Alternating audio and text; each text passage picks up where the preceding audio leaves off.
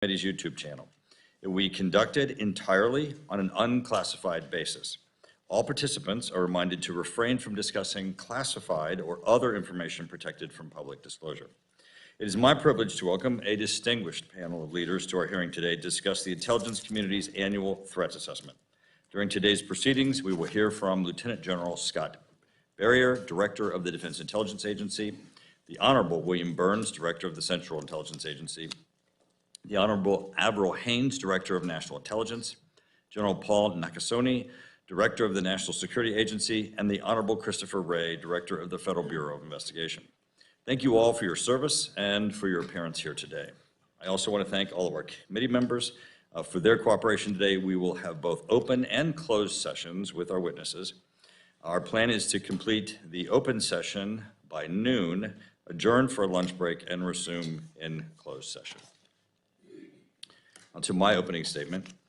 This is our annual hearing on worldwide threats. It's an opportunity for the intelligence community to come before Congress and the American people to talk about the threats that our nation faces. It also will be an opportunity for us to talk about how we can respond to those threats and what are the needs of the intelligence community.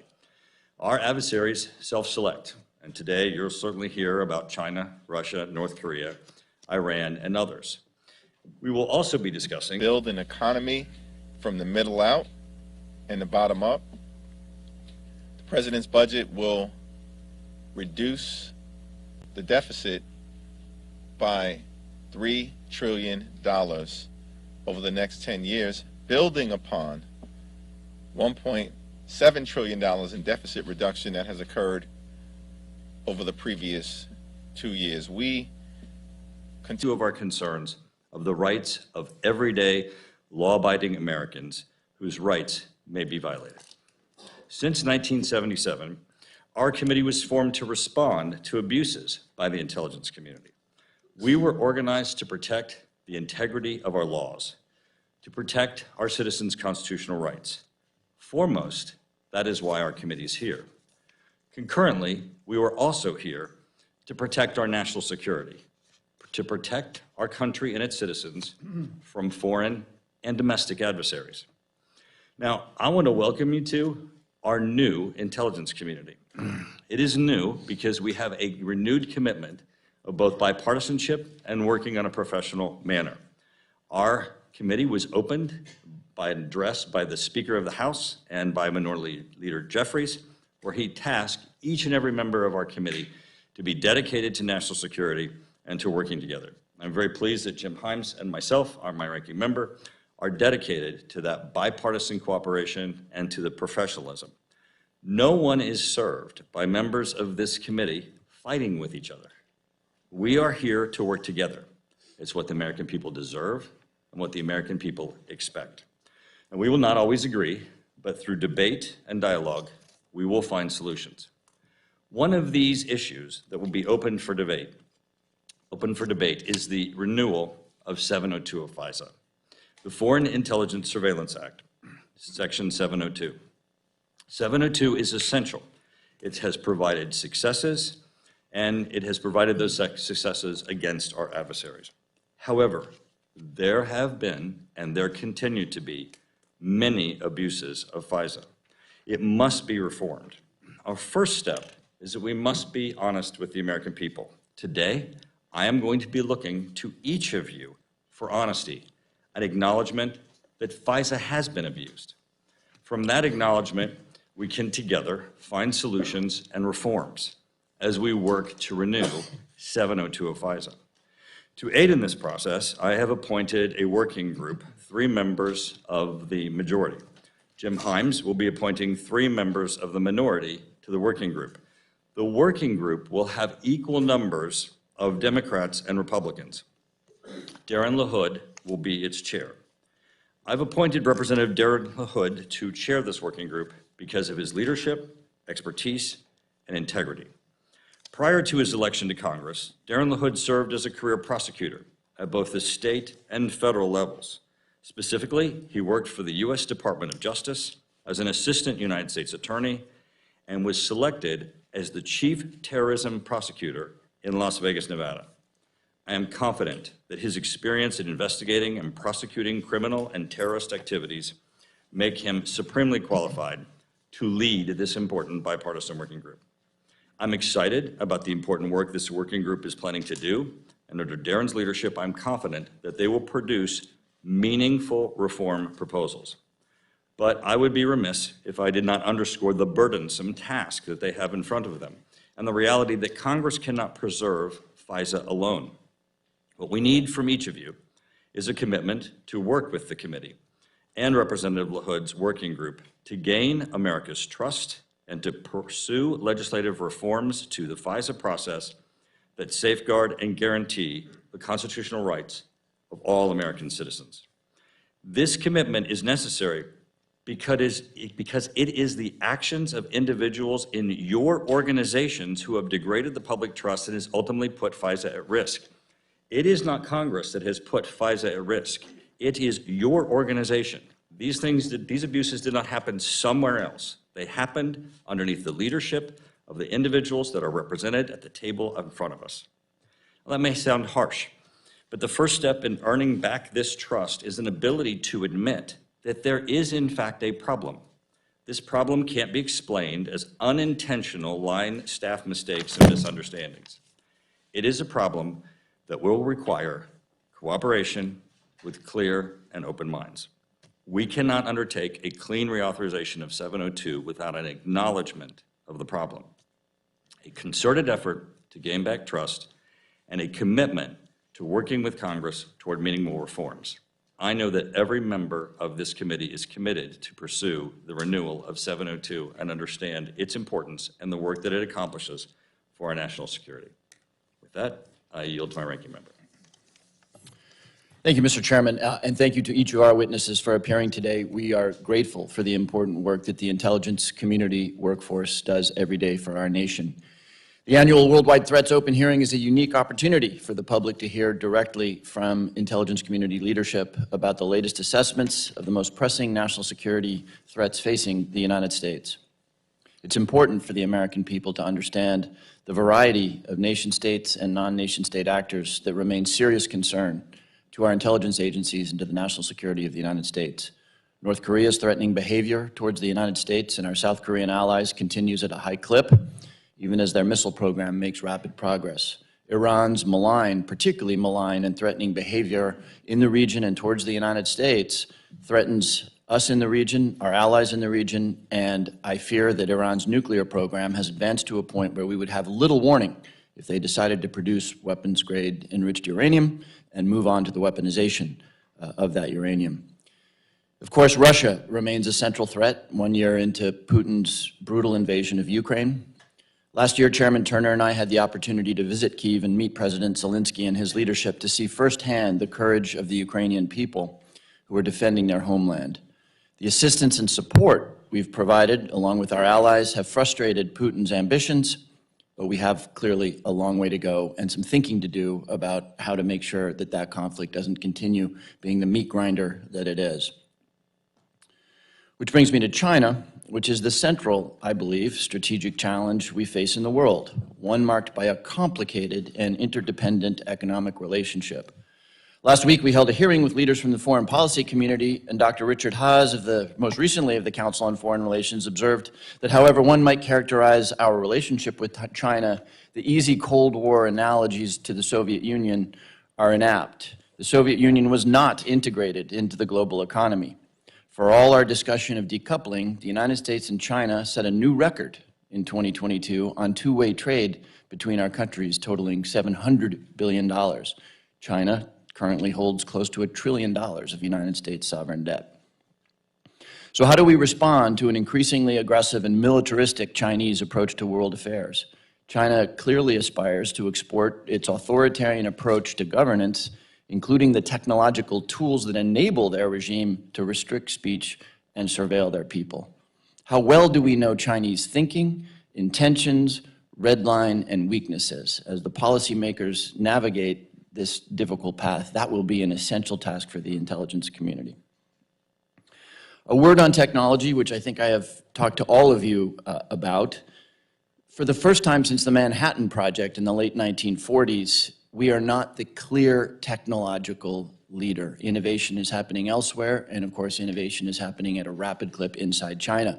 And we no longer live in the era of planes and tanks and battleships. Technology today means artificial intelligence, quantum computing, and biosynthesis. None of those are areas in which we want to be even a fast follower. We want to be at the point of the spear on innovation on those things.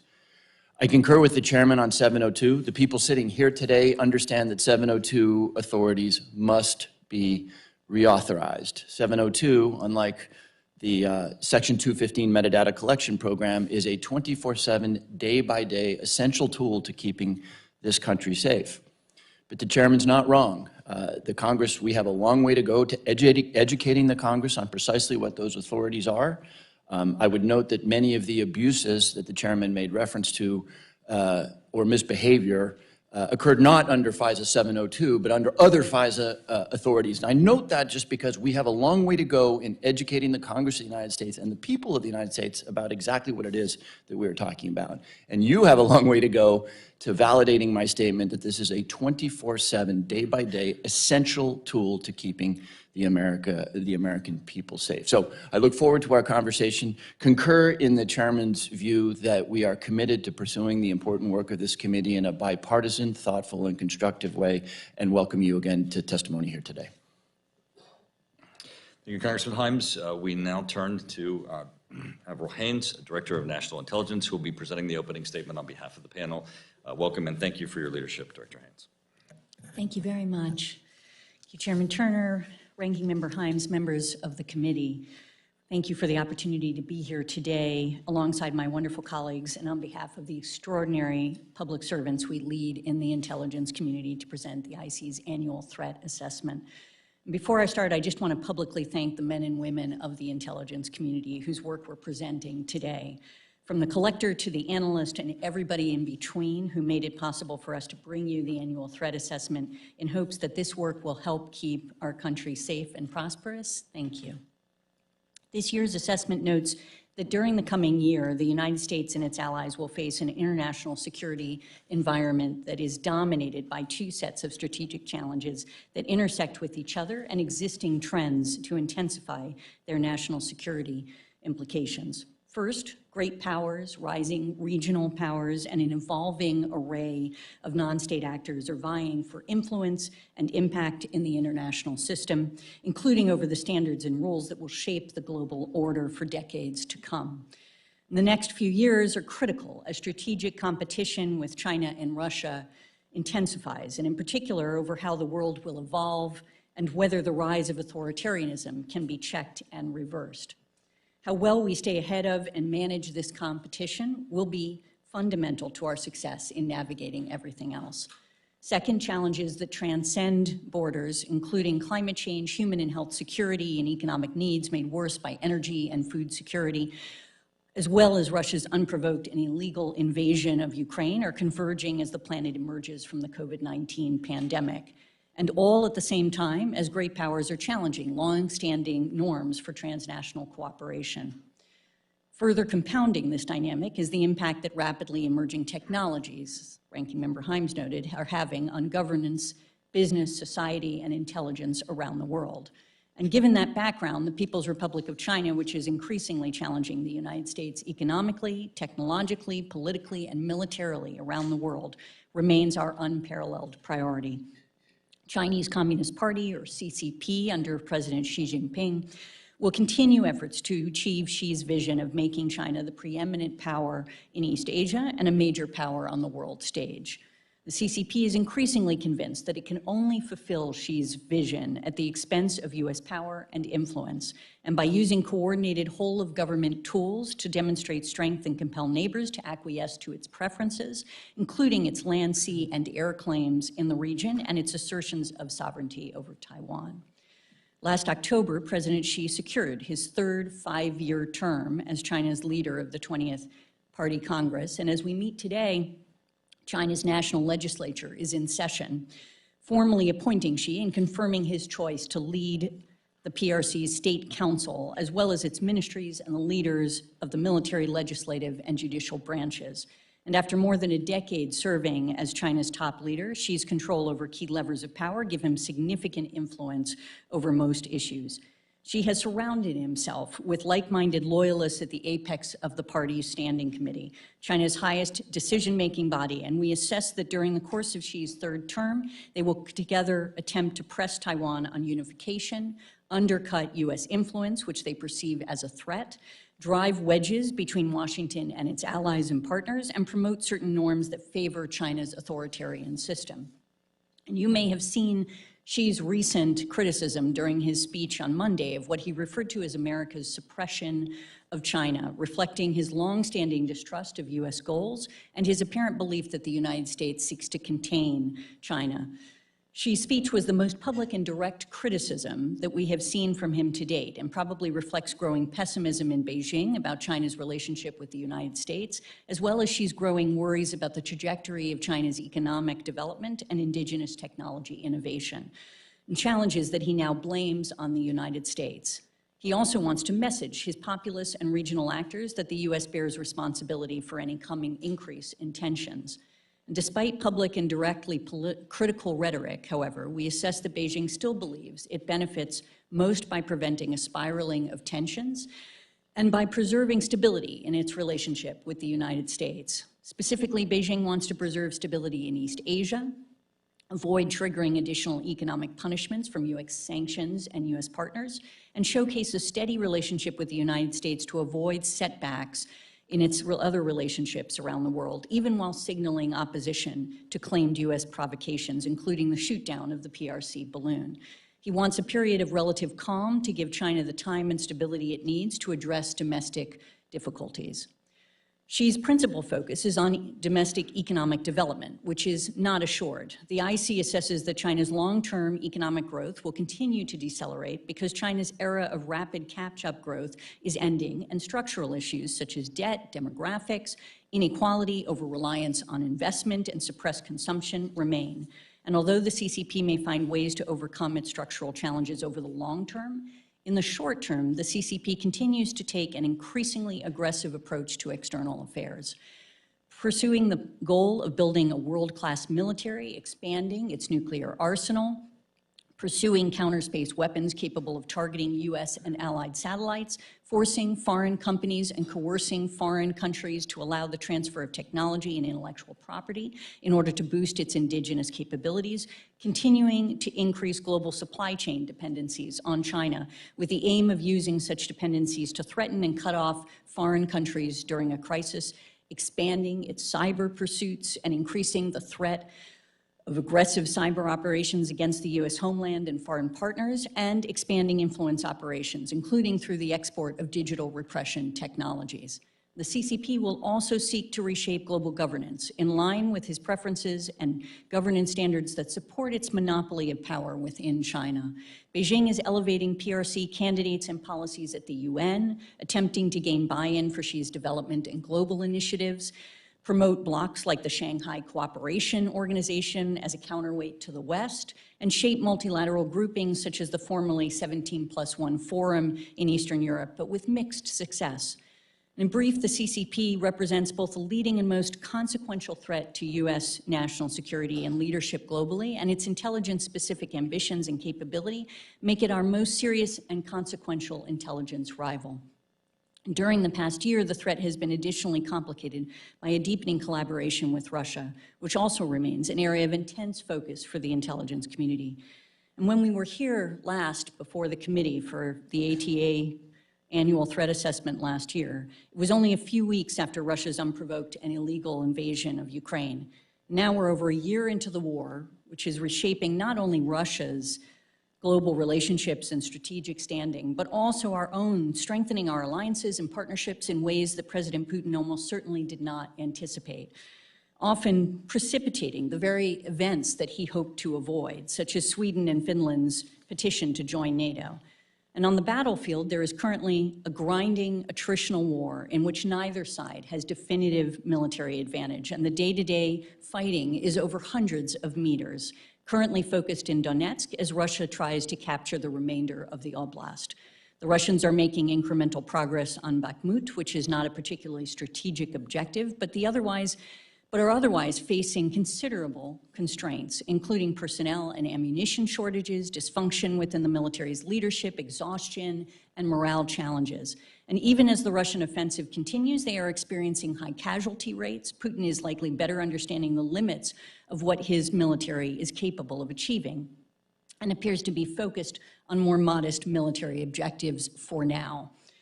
Export controls and sanctions are hampering Russia's war effort, particularly by restricting access to foreign components necessary to produce weapon systems. And if Russia does not initiate a mobilization, a mandatory one, and identify substantial third-party ammunition supplies, it will be increasingly challenging for them to sustain even the current level of offensive operations in the coming months, and consequently, they may fully shift to holding and defending the territories they occupy.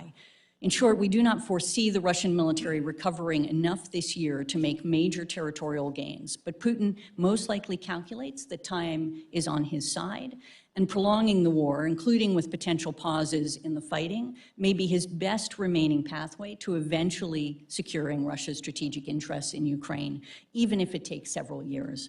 Ukraine, of course, also faces challenges. Ukraine's prospects for success in a major spring offensive will probably hinge on several factors. At present, the Ukrainian armed forces remain locked in a struggle to defend against Russian offenses across eastern Ukraine. And while these Russian assaults are costly for Russia, the extent to which Ukrainian forces are having to draw down their reserves and equipment, as well as suffer further casualties, will all likely factor into Ukraine's ability to go on the offensive later this spring. The IC continues to monitor Putin's reactions and his nuclear saber rattling. Our analysts assess that his current posturing is intended to deter the West from providing additional support to Ukraine as he weighs a further escalation of the conflict. And he probably still remains confident that Russia can eventually militarily defeat Ukraine and wants to prevent Western support from tipping the balance and forcing a conflict with NATO. And of course, the already considerable human toll of the conflict is only increasing. In addition to the many tens of thousands of casualties suffered by the Russians and Ukrainian militaries, more than 8 million people have been forced to flee Ukraine since Russia invaded. There is widespread reporting of atrocities committed by Russian forces, including deliberate strikes against non-military targets, such as Ukraine's civilian population and civilian infrastructure, particularly its energy facilities and electrical grid.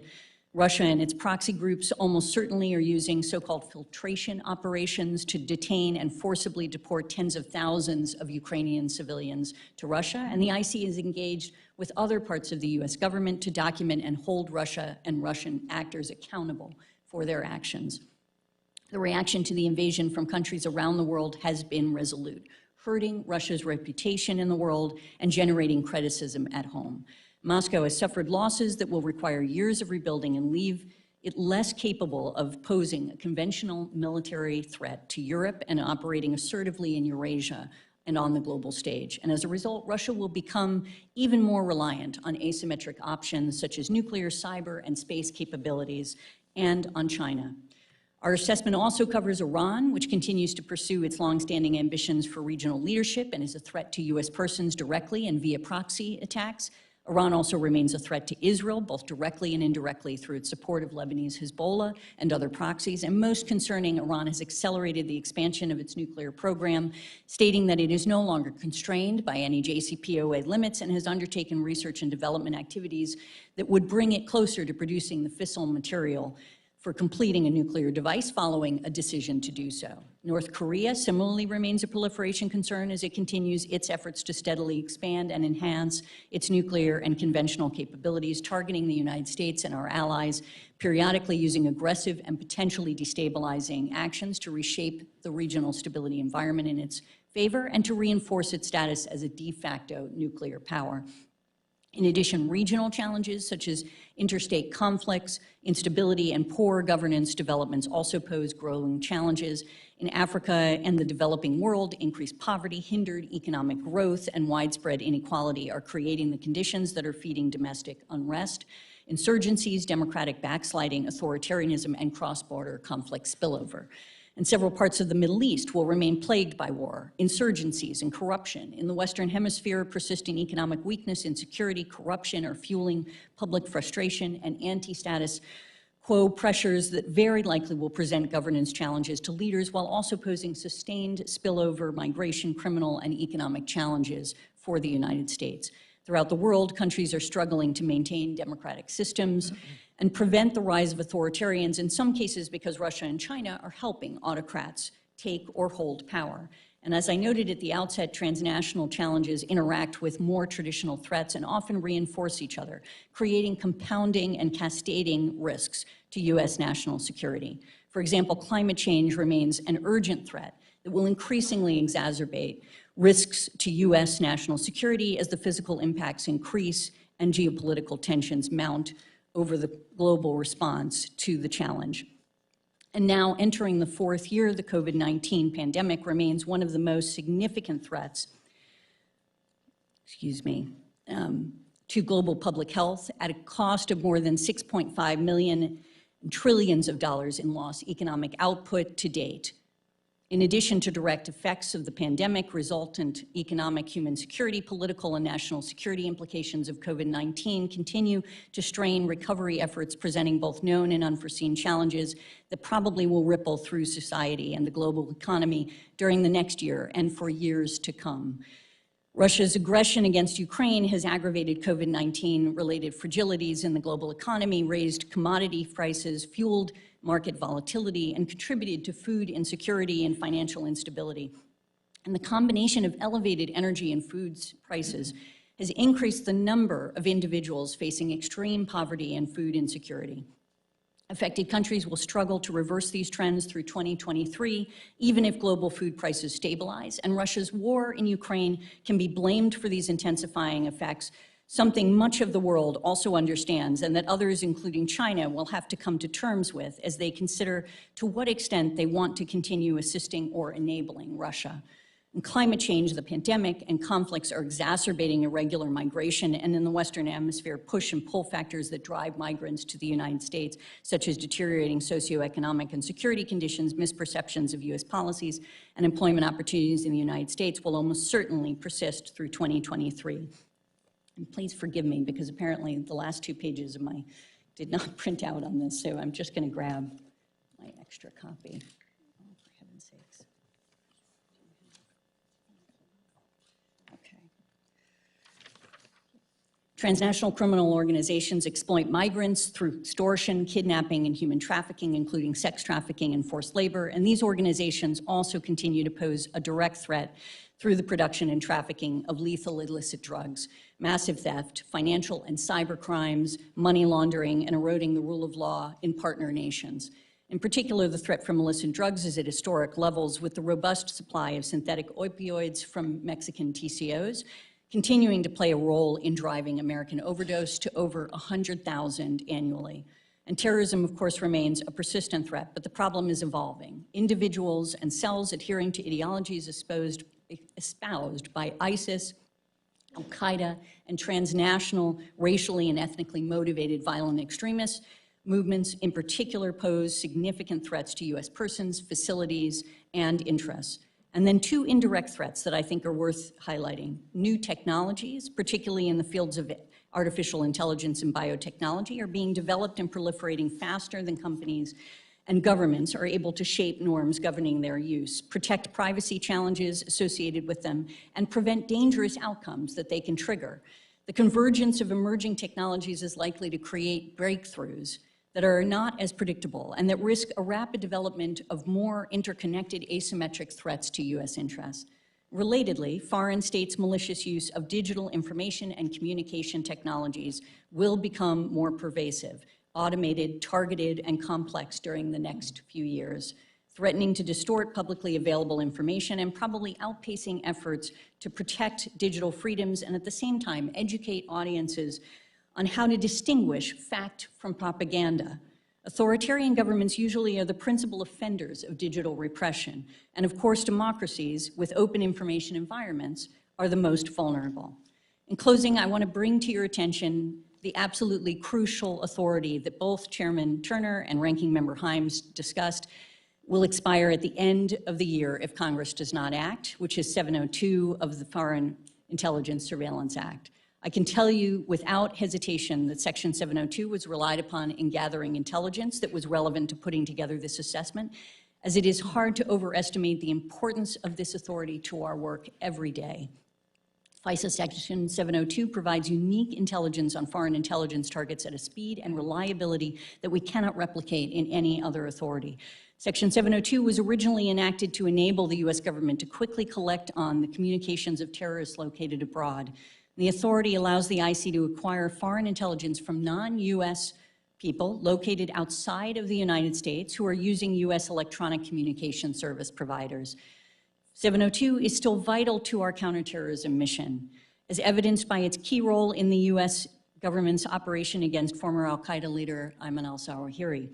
But 702 is now principally relied upon for vital insights across a range of high-priority threats, including China, malicious cyber actors targeting U.S. critical infrastructure, weapons proliferation, attempting to evade sanctions to deliver precursor chemicals to hostile actors, and even key intelligence related to threats emanating from Russia, North Korea, Iran, and I'll say China again.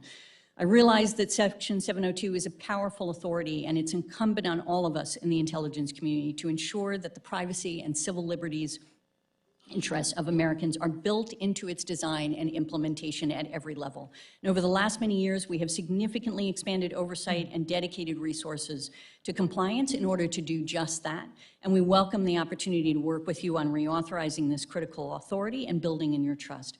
Thank you for your patience, and we'll look forward to your questions. Thank you. Well, Director Haines, it was incredibly impressive to watch you to continue to read your statement while looking through your file. I don't know that any of us would have been able to do that, but Director Burns for the win. That was great. As always. Yeah, excellent. We'll now begin with member questions, and I yield my time to Representative Darren LaHood, the chair of our FISA 702 working group. Darren? Well, thank you, Chairman Turner, and I want to thank the panel here today for your service to our country, and thank you for the work you do every day to keep our citizens safe and our country secure. I'm honored to be selected as the lead for this important working group on FISA reforms, and I'm excited to take on the necessary review. I concur with Chairman Turner that FISA, and specifically the authorities in Section 702, provide our intelligence community with an invaluable and irreplaceable tool that supports our national security apparatus in the fight against our foreign adversaries. As a former assistant U.S. attorney and specifically as a chief terrorism prosecutor overseeing the investigations and criminal prosecutions of terrorist activities, I fully understand the value of FISA as an incredible collection asset in our fight against ongoing global and terrorist threats. This committee has been briefed countless times on the many successes directly attributable to our 702 collection authorities, some of which, Director Haines, you highlighted in your opening remarks.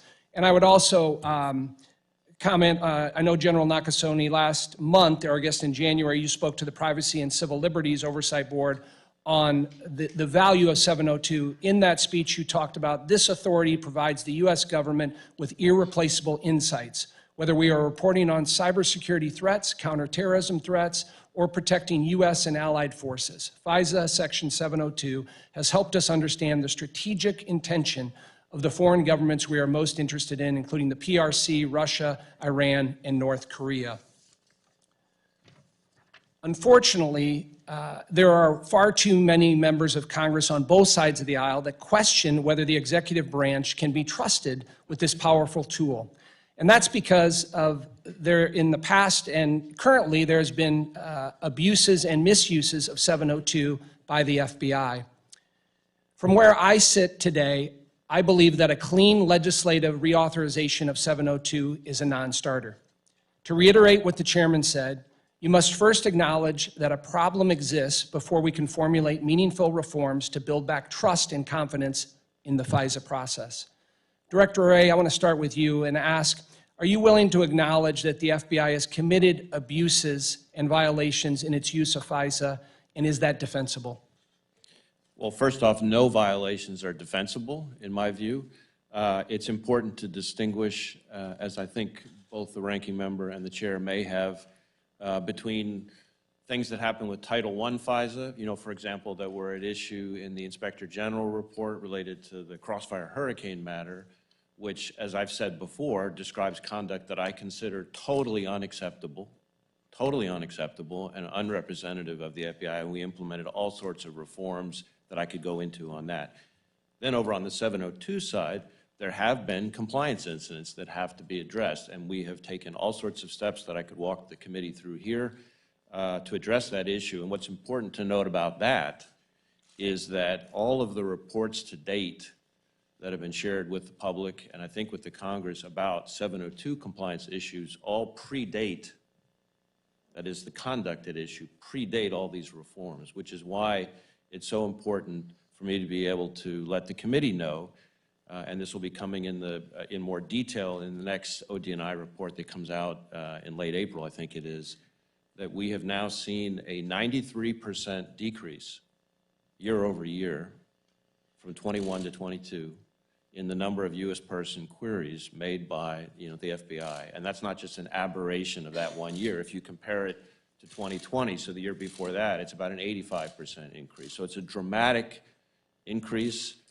in the judiciousness with which our people are running their queries. And we are absolutely committed to making sure that we show you, the rest of the members of Congress and the American people, that we're worthy of these incredibly valuable authorities. Well, I appreciate you mentioned that. I would say because of a number of these abuses and non-compliance issues with the FBI, would you agree that the FBI has a trust issue with the American public and specifically with members of Congress?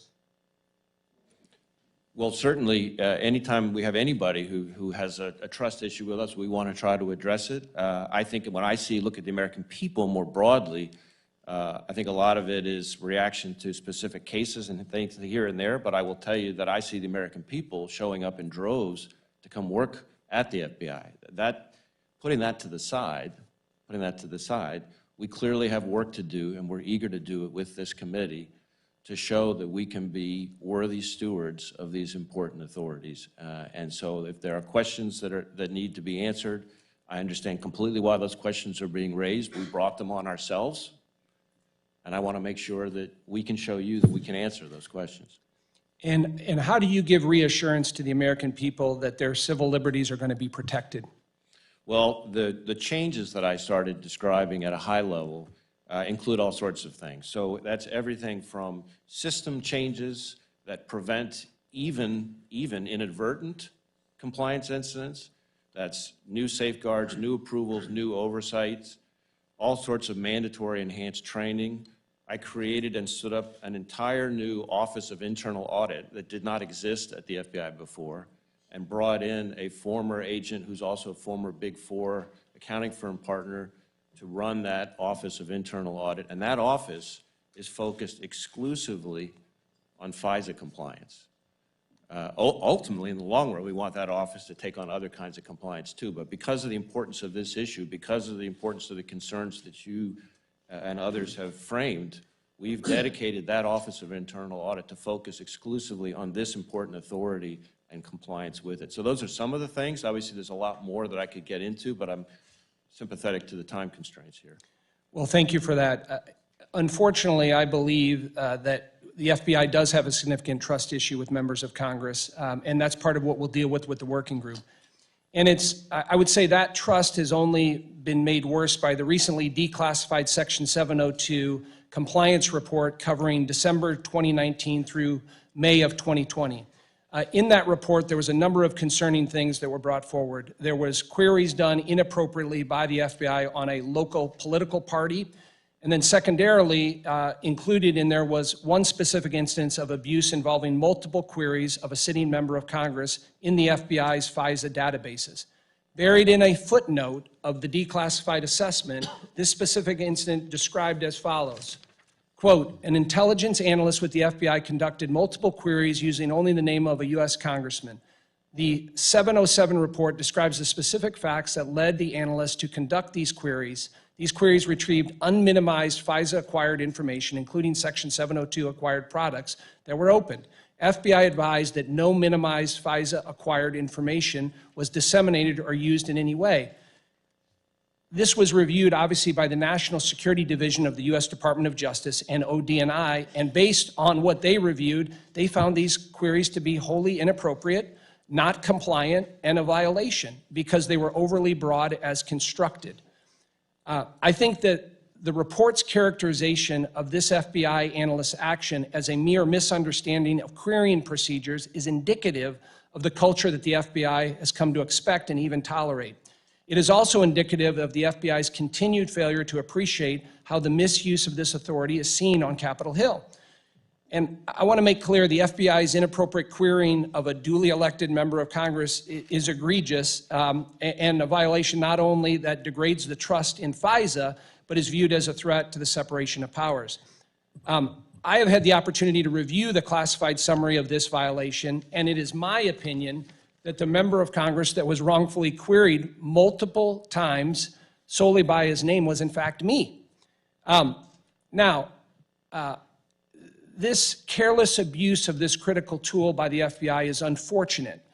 Ironically, I think it gives me a good opportunity and a unique perspective on what's wrong with the FBI and the problems that the FBI has. To highlight that, I would like to submit for the record a couple things. February 28th, 2023, Director Haines and Attorney General Garland asked for a reauthorization from the Congress, but they go in to add that there needs to be rigorous and ongoing oversight of the FBI's 702 querying, specifically their collection decisions on U.S. person inquiries. And they will be evaluating and taking remedial action to address identified incidents of noncompliance by the FBI. I'd like to submit that for the record, Mr. Chairman. Without objection. Secondly, a letter was sent to you on February 15th, Director Wray, 2023, from Congressman Andy Biggs of Arizona, and he talks about the declassified 2021 report detailing these continued abuses of 702. In there, he mentions that these instances should frighten every American, and Congress deserves an explanation for them. He additionally talks about these, quote, backdoor searches are a violation of the Fourth Amendment and cannot continue. I'd ask to submit that for the record. Without objection. Thirdly, article in Politico from March 1st titled DOJ Faces Bipartisan Foulniks or Army of Skeptics on FISA 702.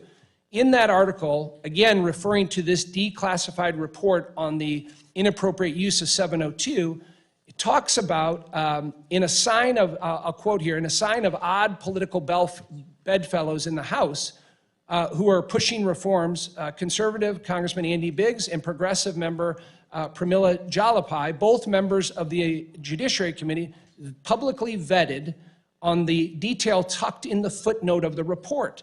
An FBI intelligence analyst improperly queried surveillance data on a U.S. member of the House. I'd ask to submit that for the record. Without objection. Lastly, the footnote that I mentioned that has been declassified states in there that the National Security Division of the U.S. Department of Justice and ODNI assessed, based on the facts and analysis of this FBI analyst, that these queries were not compliant because they were overly broad as constructed. I'd like to submit that for the record. Without objection.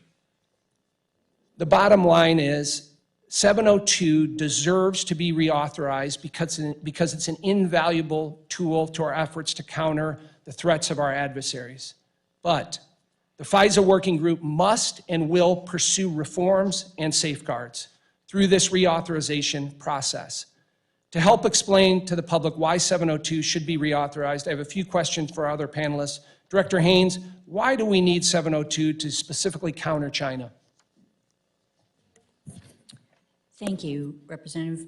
Specifically with respect to China, there are a number of ways in which 702 is crucial. It's crucial in the context of counterintelligence, where we are looking at where it is that China's efforts to send spies into the United States may be and what their planning is in relation to it. It is crucial in the context of threats to our, to U.S. victims and to critical infrastructure through cyber, as we've all indicated. It's crucial to understanding a whole range of issues because it is effectively the most sort of effective way for us to gather intelligence against non-U.S. persons outside of the United States. Thank you. And Director Burns, what does 702 mean for the CIA's ability to counter China? It's crucially important for all the reasons sir, that Director Haines just mentioned. It also enables us to focus on efforts to evade sanctions, to steal intellectual property, to obtain sensitive technologies as well. And so in all those areas, it's extremely important. And Director Nakasone, can you quantify in some way how vital 702 is to the NSA's efforts to counter China? And I know you specifically referenced a number of incidents that in your speech in January. I would quantify it, Congressman, by saying it is the #1 authority that we need. I can go into closed session with regards to the specific areas where it is so important. Thank you. And Director Berrier, as a consumer of the information obtained by 702, can you explain the value of this information in DNI's efforts to counter China? Yes, I can. As an all-source intelligence agency, while we don't do FISA collection, we certainly benefit from the insights we get from that. We bake that into our all-source analysis to illuminate threats for the Department of Defense and the nation. Thank you for that. In closing, I'm honored by Chairman Turner's selection as the chair of the FISA Working Group, and I'm energized to begin our bipartisan work with the Judiciary Committee and our Senate colleagues to reform and reauthorize this vital tool. I also look forward to working with all of you here before us today and request your cooperation in this endeavor. Thank you, and I yield back, Mr. Chairman. Ranking Member Haines. Thank you, Mr. Chairman, and thank you again to our witnesses. My good friend from Illinois put a lot on the table there, much of which, unfortunately, I was not briefed on. So, Director Wray, I'd love to start just by giving you a minute or two to respond if you would like, but I'd like you to keep it to a minute or two if you would. Obviously, there's a lot to say, so I'll be very brief. I completely understand Congressman LaHood's concerns and everything he read. The main point I would make for today's purposes is that all of those problems, and they are problems, all of those compliance violations, and they are violations, predate all of these reforms that I was trying to summarize. And so my hope is that we will be able to show by working with the working group how these reforms will prevent stuff like what you described from happening again in the future. Thank you, Director Wray. I'm going to direct my next question to Director Haines and Director Burns. We spend a lot of time thinking about the mechanics and tactics of what conflict with China would look like, and we don't spend a lot of time thinking about the economics of tension leading to ultimately conflict, were that to occur. This is not current, but RAND did a study in which they estimated that Chinese GDP in the event of a conflict would contract by a staggering 25 to 35%. U.S. GDP could contract by 5 to 10% if there was conflict in the Taiwan Strait. So the perplexing thing here is this is a country that really the sole reason that it has been able to achieve the economic growth that it has, to the point where today it's on an aggregate basis the largest economy in the world, has been engagement with the world. Licit engagement through trade and other things, and illicit engagement through the stealing of IP, the manipulation of currency rates over time, et cetera. So I wonder, two-part question, can you paint a picture of if tensions continue to be exacerbated, leading to a point where there is conflict, what that would look like for the global economy, for the Chinese economy, and most importantly, help me understand why a Chinese leader would risk the golden goose, essentially. I'll start. So I think to your point, Representative, it is not our assessment that China wants to go to war. And that is something I think to start with. In other words, they are, we continue to assess that, for example, even with respect to Taiwan, that they would prefer to achieve unification through peaceful means as opposed to through a use of force. They nevertheless are utterly committed to unification, and I think that is the challenge. In other words, she has made it quite clear that that is something that has to happen. And as a consequence, if they believe that peaceful unification is not an option, then they are in the potential for actually trying to achieve it militarily, and they are certainly planning for that potential. And then in terms of the impact that it would have, I think, obviously it depends on what the conflict looks like. But to your point again, I think it's absolutely right that this is, any conflict is likely to have enormous economic implications. And one of the things that we have certainly looked at and that others, within the government, Treasury and Commerce and so on, have looked at is the implications with respect to Taiwan of a disruption of their materials, particularly their semiconductors. And we've, studies show that it would actually have an absolutely enormous implications for the global financial economy if there were disruption to Taiwan's semiconductor production. Because really, Taiwan, the semiconductors, the chips that come out of Taiwan are present in virtually every category of electronic devices around the world. Leave it at that. Director, I know CIA conducts economic work and economic assessment, so I'd be interested in your view. Sure, and I would just add two examples to what Director Haines said in terms of the calculus of the Chinese leadership, both on Taiwan and in terms of its relationship with Russia. I think on Taiwan, well, as Director Haines said, we don't see evidence today that she has made a decision to invade Taiwan. I would never underestimate the ambitions of the current Chinese leadership in that regard or their determination. I do think that nobody has watched more intently Vladimir Putin's experience in Ukraine than Xi Jinping has, and I think he's been sobered to some extent, at least it's our analysis, by the extent to which the West was able to maintain solidarity and absorb some short-term economic costs in the interest of imposing even greater long-term economic costs on Russia. That's something that President Xi has to weigh as he comes out of zero COVID, tries to restore Chinese economic growth, tries to engage with the rest of the global economy. And I think that also weighs in his decision about whether or not to supply lethal equipment to Russia. We see clear evidence that the Chinese leadership is considering that, not that it's made a decision, not that it's begun lethal shipments. But there again, I think that economic factor, as Director Haines said, has to weigh significantly in the calculus of the Chinese leadership.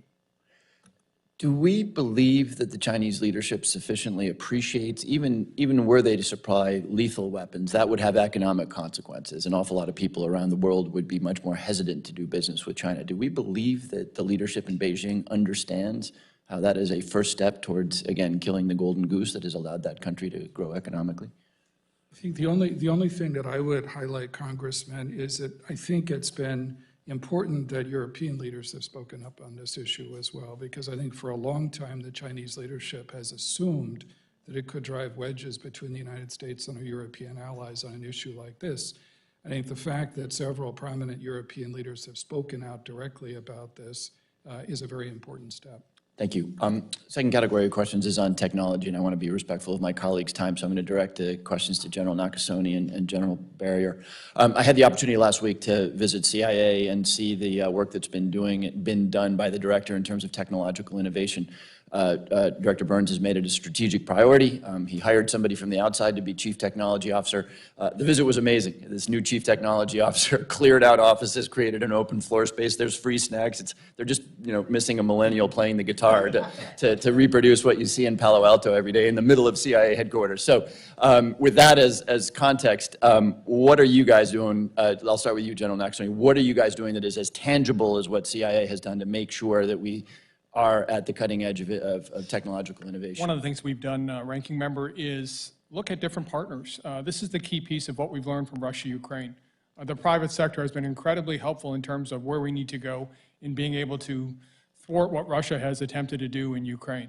We've opened up a cyberspace collaboration center, an unclassified building where our analysts go to engage with the private sector and members of the defense industrial base to do two things. One is to provide information in the defense industrial base in terms of what is going on in the domain of cyberspace. Two is to also get information from what we're seeing out there. What are the new leads? What are the things that we have to be able to emphasize? The coming decade is certainly a decade where cyberspace will be dominant. One of the things that we believe is that we have to have those partnerships that are so critical. General Berrier. Congressman, our innovation engine is really fueled by this thing called Nitopedia. This is where companies can come in with great ideas on how they might be able to help the defense intelligence enterprise. We evaluate those ideas, we meet with those folks, and then we try to pull their ideas in. Our two major focus areas right now are AI and ML for our program called MARS, the Machine Assisted Analytic Rapid Repository System, which will revolutionize the way we do foundational military intelligence, really pulling in swaths of data to make that environment much richer for our analysts. And the other piece is really our MASN sensor modernization to be able to take all of those varieties of signals that are out there that are new and unique and be able to pull them into our MASN enterprise. That's the focus of DI. Thank you. General Berrier, I appreciate that, and I'm glad you highlighted openness to outside companies that are not the traditional primes. I think that only gets you about a third of the way there, because I've just heard too many stories of innovative companies who just have no hope of navigating the acquisition process and authorities and everything else, even though they may have cutting-edge technology far better than what would be. So I'm going to follow up with you on that and yield back my time. Thank you, Mr. Chairman. Thank you, Dr. Winstrup. Well, thank you, Chairman Turner, Ranking Member Haines, and all of you for being here today. Director Haines, you cut right to it today about the challenges that we face as a nation, the threats that we have. Threats to our country are not new, but some of the forms of those threats are new, and I want to talk about that a little bit. The Chinese Communist Party is very assertive. They want to destabilize us as much as they can, and they're getting pretty good at it. So the growing concerns I have are the development of adversaries' biological weapons is of great concern to me, and also the flow of illicit fentanyl coming into our country, which even in a meeting with the Chinese ambassador, he admitted we sell the precursors. Those are legal products. You know, it's somebody else's problem after that. Well, it is our problem, and I do want to hold those accountable for these efforts to be held accountable at some point, and we've got to do a better job of that. And I think we need to address and invest in the resources we need to stop the scourge of this, of fentanyl, illicit fentanyl, and also the creation of bioweapons is something we should be greatly concerned about, as with any weapon an adversary may carry. So it's our responsibility, I think, to really work together on these things as best we can. We had a panel a few weeks ago. Dr. Heather Wilson was there, and I asked how we could work together a little bit better in her eyes. And she mentioned how the law requires members of this committee to be kept fully and currently informed of the intelligence activities of the United States. That's this committee. It's not every member of Congress. It's not the general public, and we all get that. But for this committee, it has to happen, and we need to insist upon that. And we also need to insist on our side that we engender trust to the seriousness of this committee and the work that we have to do and our own professional responsibilities in this relationship. And I think we're at that point. I really do with this committee right now. But we have the responsibility of oversight as well as working with all of you. And in my mind, there can be no walls between us. There can be walls around us at times. There needs to be walls around us at times. But there should be no walls between us if we're going to be effective. And we really can only move at the speed of trust. And I feel like I've developed relationships with all of you. It's been very helpful to the work that we do on this committee, and I thank you for that. Sometimes we can do a little bit more. And so, Director Haines, I know this committee has written you a few times about who the intelligence community consulted with regarding the assessment of COVID-19 and its origins. Now, I chair the select subcommittee on the pandemic, all things with the pandemic, and origins of COVID is important. And even yesterday in our hearing, every person on the committee, bipartisan, and every one of our panelists said, finding the origins of COVID is an important project we need to continue and try to get to.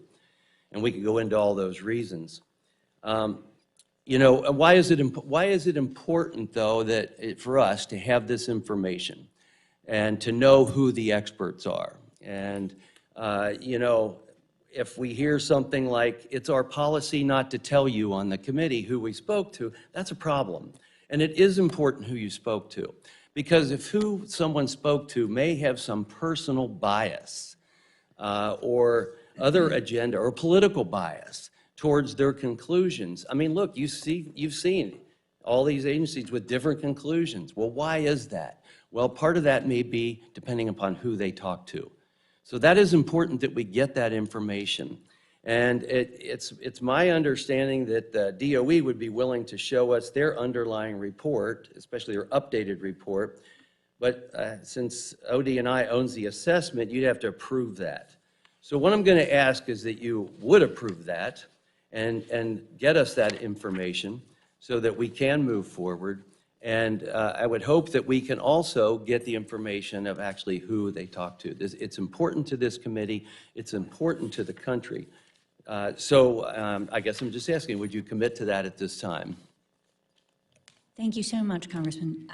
I know this is an issue that we've talked about before, and I think, first of all, on the DOE assessment, absolutely, I suspect it would have to be in classified form. I'm sure it's a classified report, but more than happy to share any final assessment that they've done if they're comfortable with it. I can't imagine myself standing in the way, so I don't know what that is, but we'll look into that and get back to you quickly.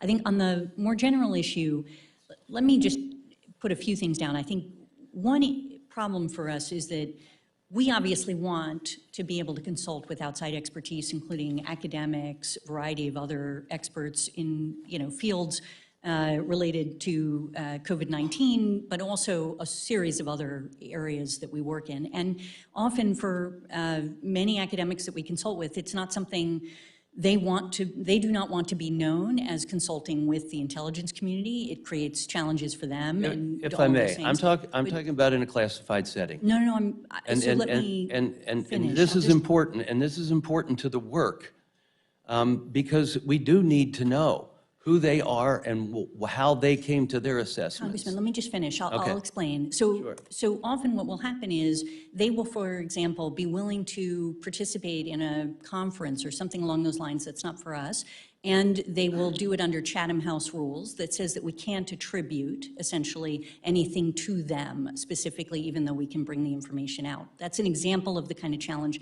that we end up in. So we can't, what we have been able and willing to provide in classified or in unclassified, and we've given this obviously, is basically the backgrounds of various experts that we've consulted with, the actually published information that we've relied on, and answer any questions about how we got to a contract. Director, I'm going to need you to conclude. Got it. And I'll just finish with the last thing, which is that if there's anybody, sir, that you want us to talk to that you feel like we haven't, I commit to you that we will absolutely take those names and we will ensure that we are consulting with them as well. We're just trying to do the best job we can to, in the future, be able to predict a pandemic, prepare for it, to protect the American lives, and to prevent one if we can. Mr. Carson. Thank you, Chairman and Ranking Member. This is an open question. Last week, our committee heard from several respected leaders from the think tank community, and in their remarks, they presented differing views about whether a standalone open source agency is needed in the IC. What are your views, and what are your agencies doing to incorporate open source reporting in its analysis to help counter the threats described in your remarks? I'll just start, but I think going to Director Burns and to General Berrier would be useful for you to hear what they're doing, because they are really centers of excellence in this area. We have been through a process whereby we've been trying to ensure that the open source work that is being done across the community essentially is as effective as possible in supporting the priorities across the intelligence community. And one of those issues that's come up is how do we organize ourselves? How do we ensure we have the right talent? How do we ensure we're supporting the technology that's needed and maintaining the partnerships with the private sector and otherwise that are important to this effort?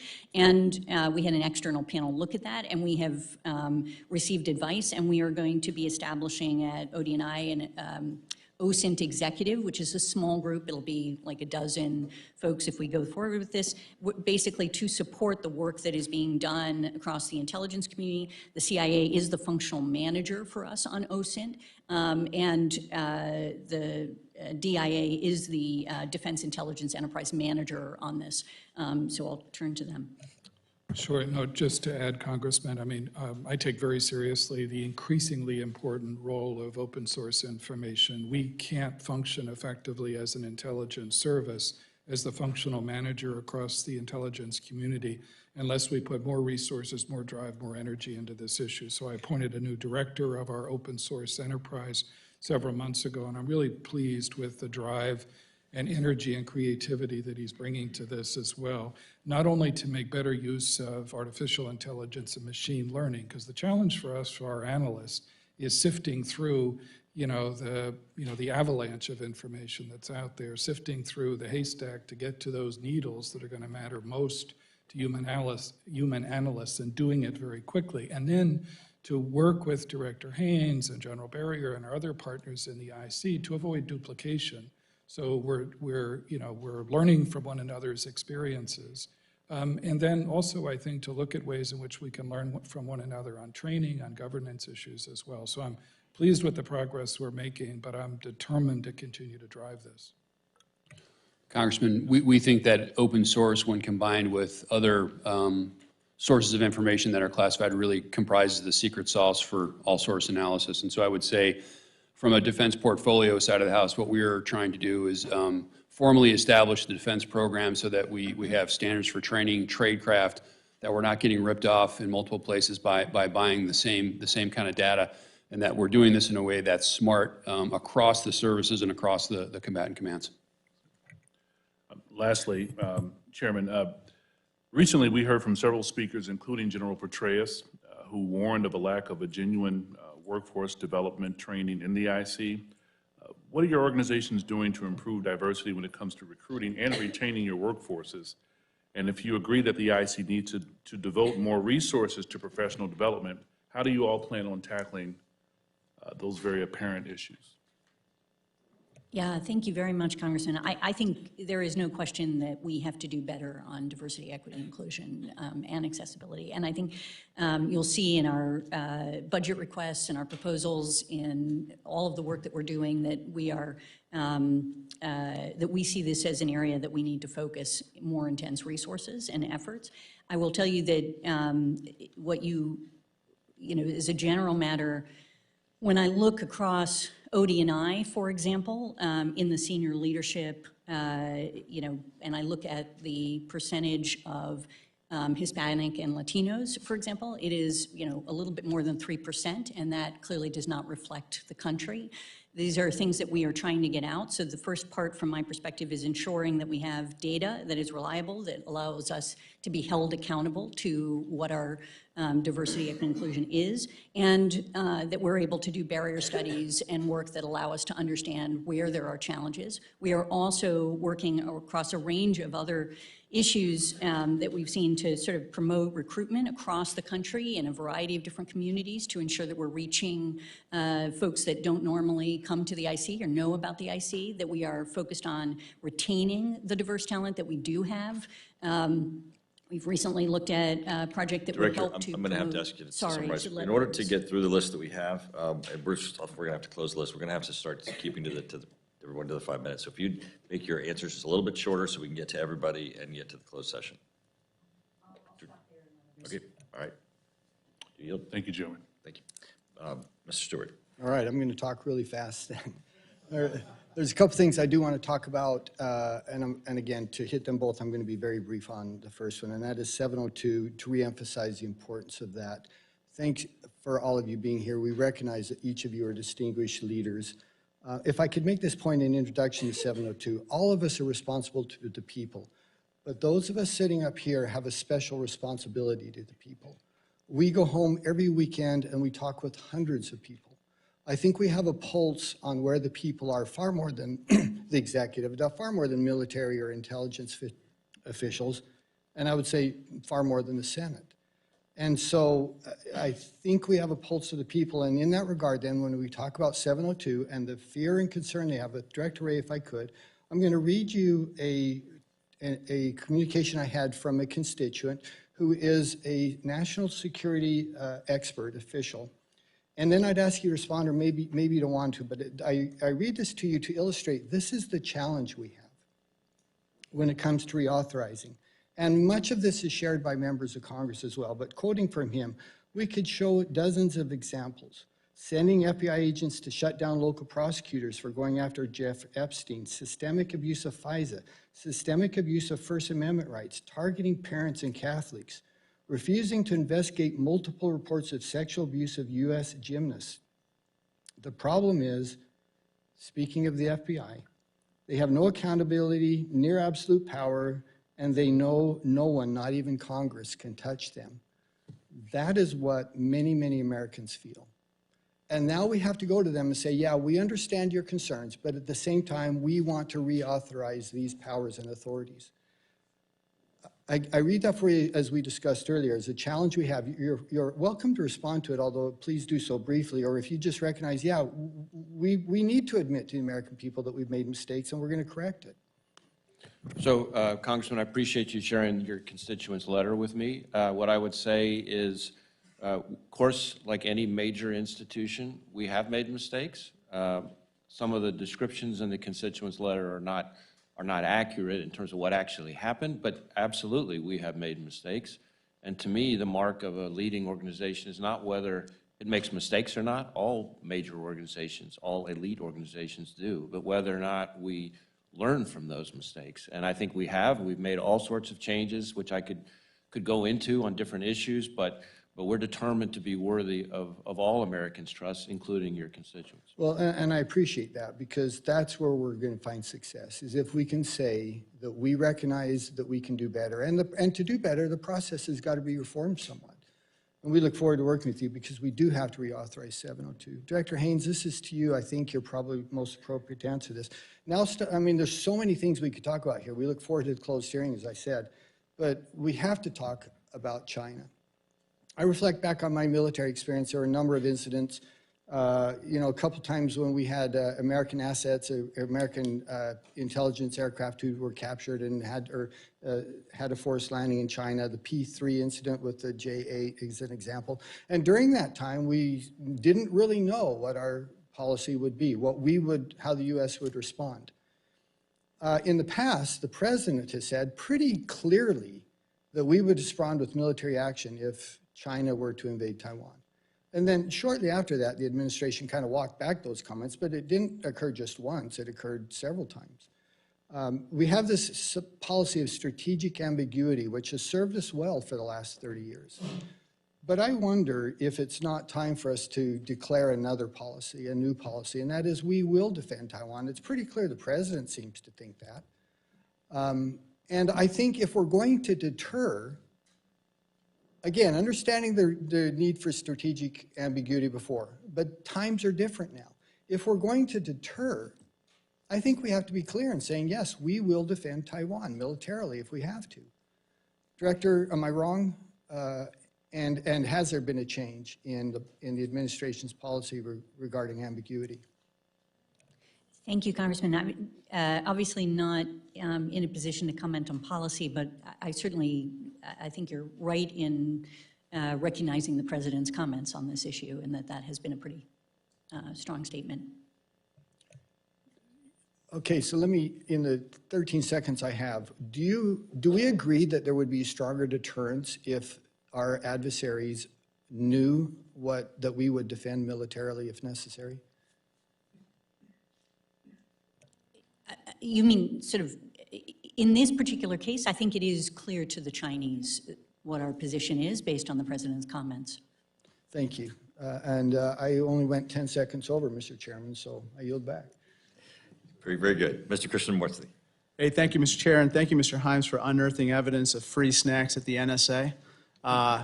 We'll be visiting shortly, General Nakasone. My first question is directed to Director Wray.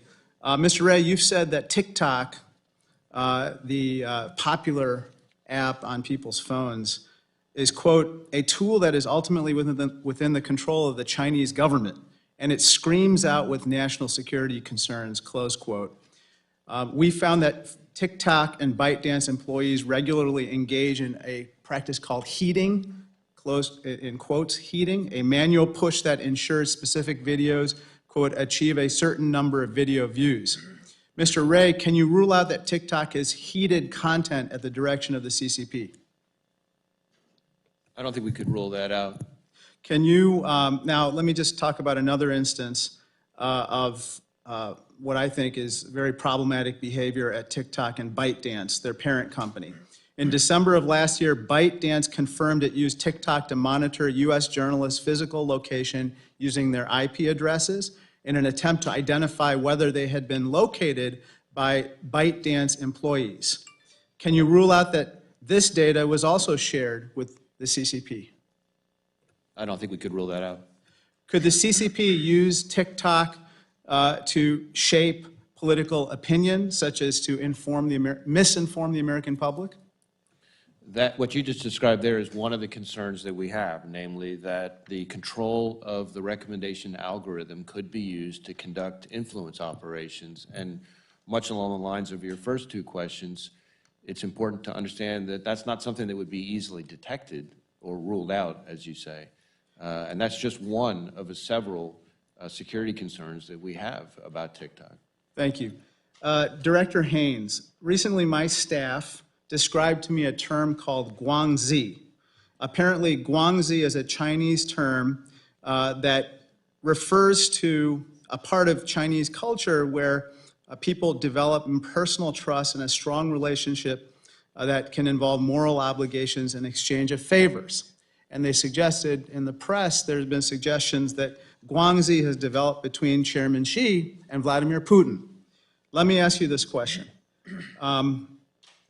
Do we have any evidence that in Chairman Xi's calculations of potentially providing military assistance to Russia in Ukraine, that he has ever discussed, or he has discussed among his internal cadres, potential assistance by Russia to China and the PRC in a potential invasion of Taiwan? Thank you, Congressman. I think maybe we could discuss this in closed session. Okay, very good. General Berrier, I want to talk to you about something called peace disease, which has Chairman Xi has talked about repeatedly in his speeches recently. This is what a former general of the Central Military Commission and the PRC has described as peace disease. He said, quote, "Today the PLA hasn't been in actual combat for many years, yet the fires of war are burning throughout the world. In this area, the gap between the PLA and foreign militaries is growing day by day." And then he closes with the quote, "This is an actual problem," close quote. This was a quote from a 2009 speech by the general of the Shenyang military region.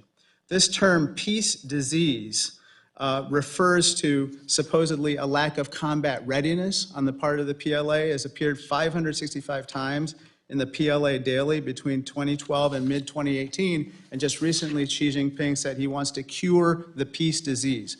How do you assess when Chairman Xi would know that the peacetime disease has been cured and that their troops are ready for combat?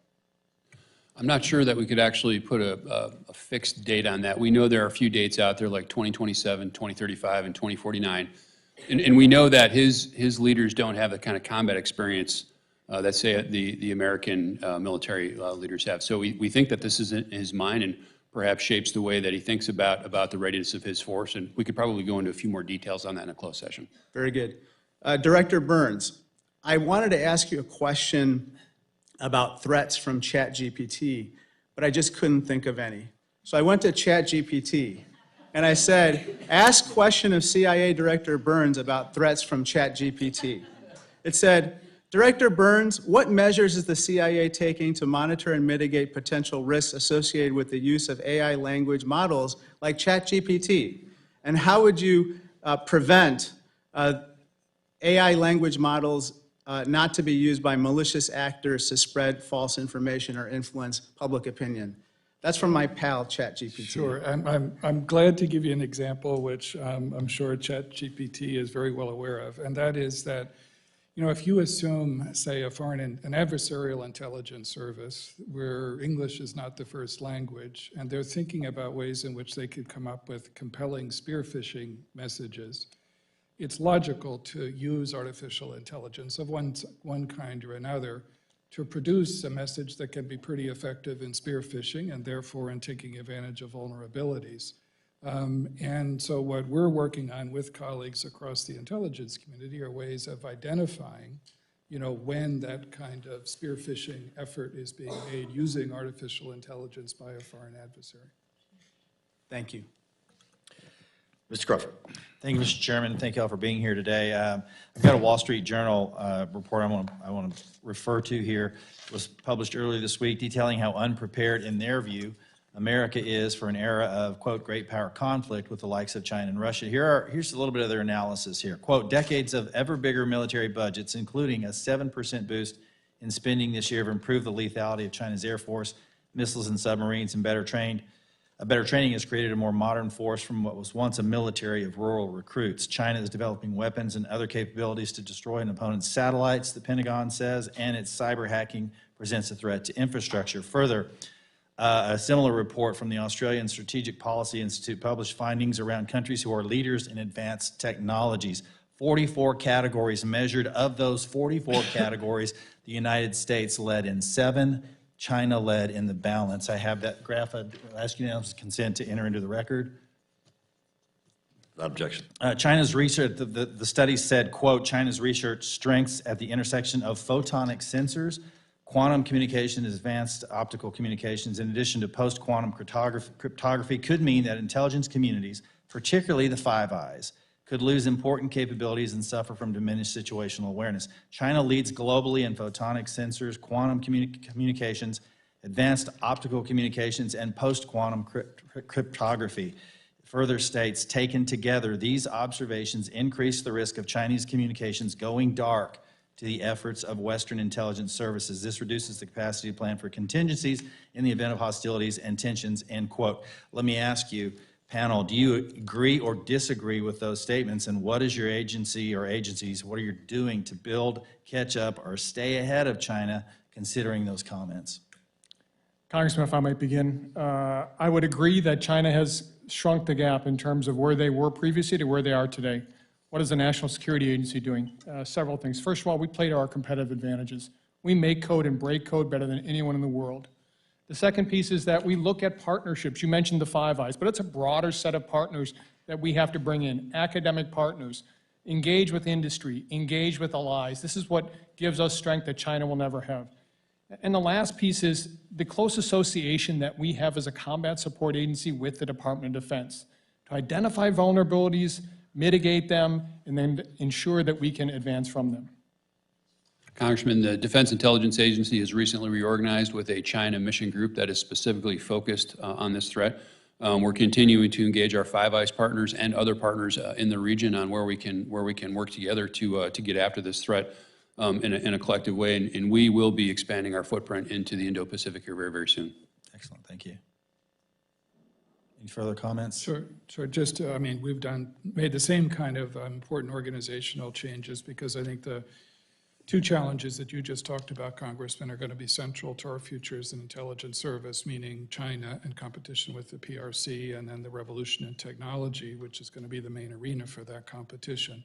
So what we've done is stepped up considerably our efforts to collect on all the areas that you described, stepped up our efforts working with partners in the U.S. government, but also foreign partners as well, to slow down PRC's efforts to try to, gain an advantage in those areas.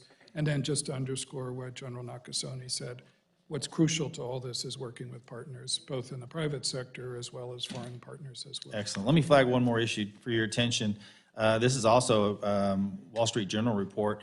A remote corner of Taiwan confronts wartime scenario. That's the headline, Life with No Internet. And the gist of this is there's an island that had their internet cut off effectively, and this is typically a precursor for kinetic action. And the question I have is, with regard to Taiwan, do you think we have adequate redundancies to be able to address that threat should that situation arise?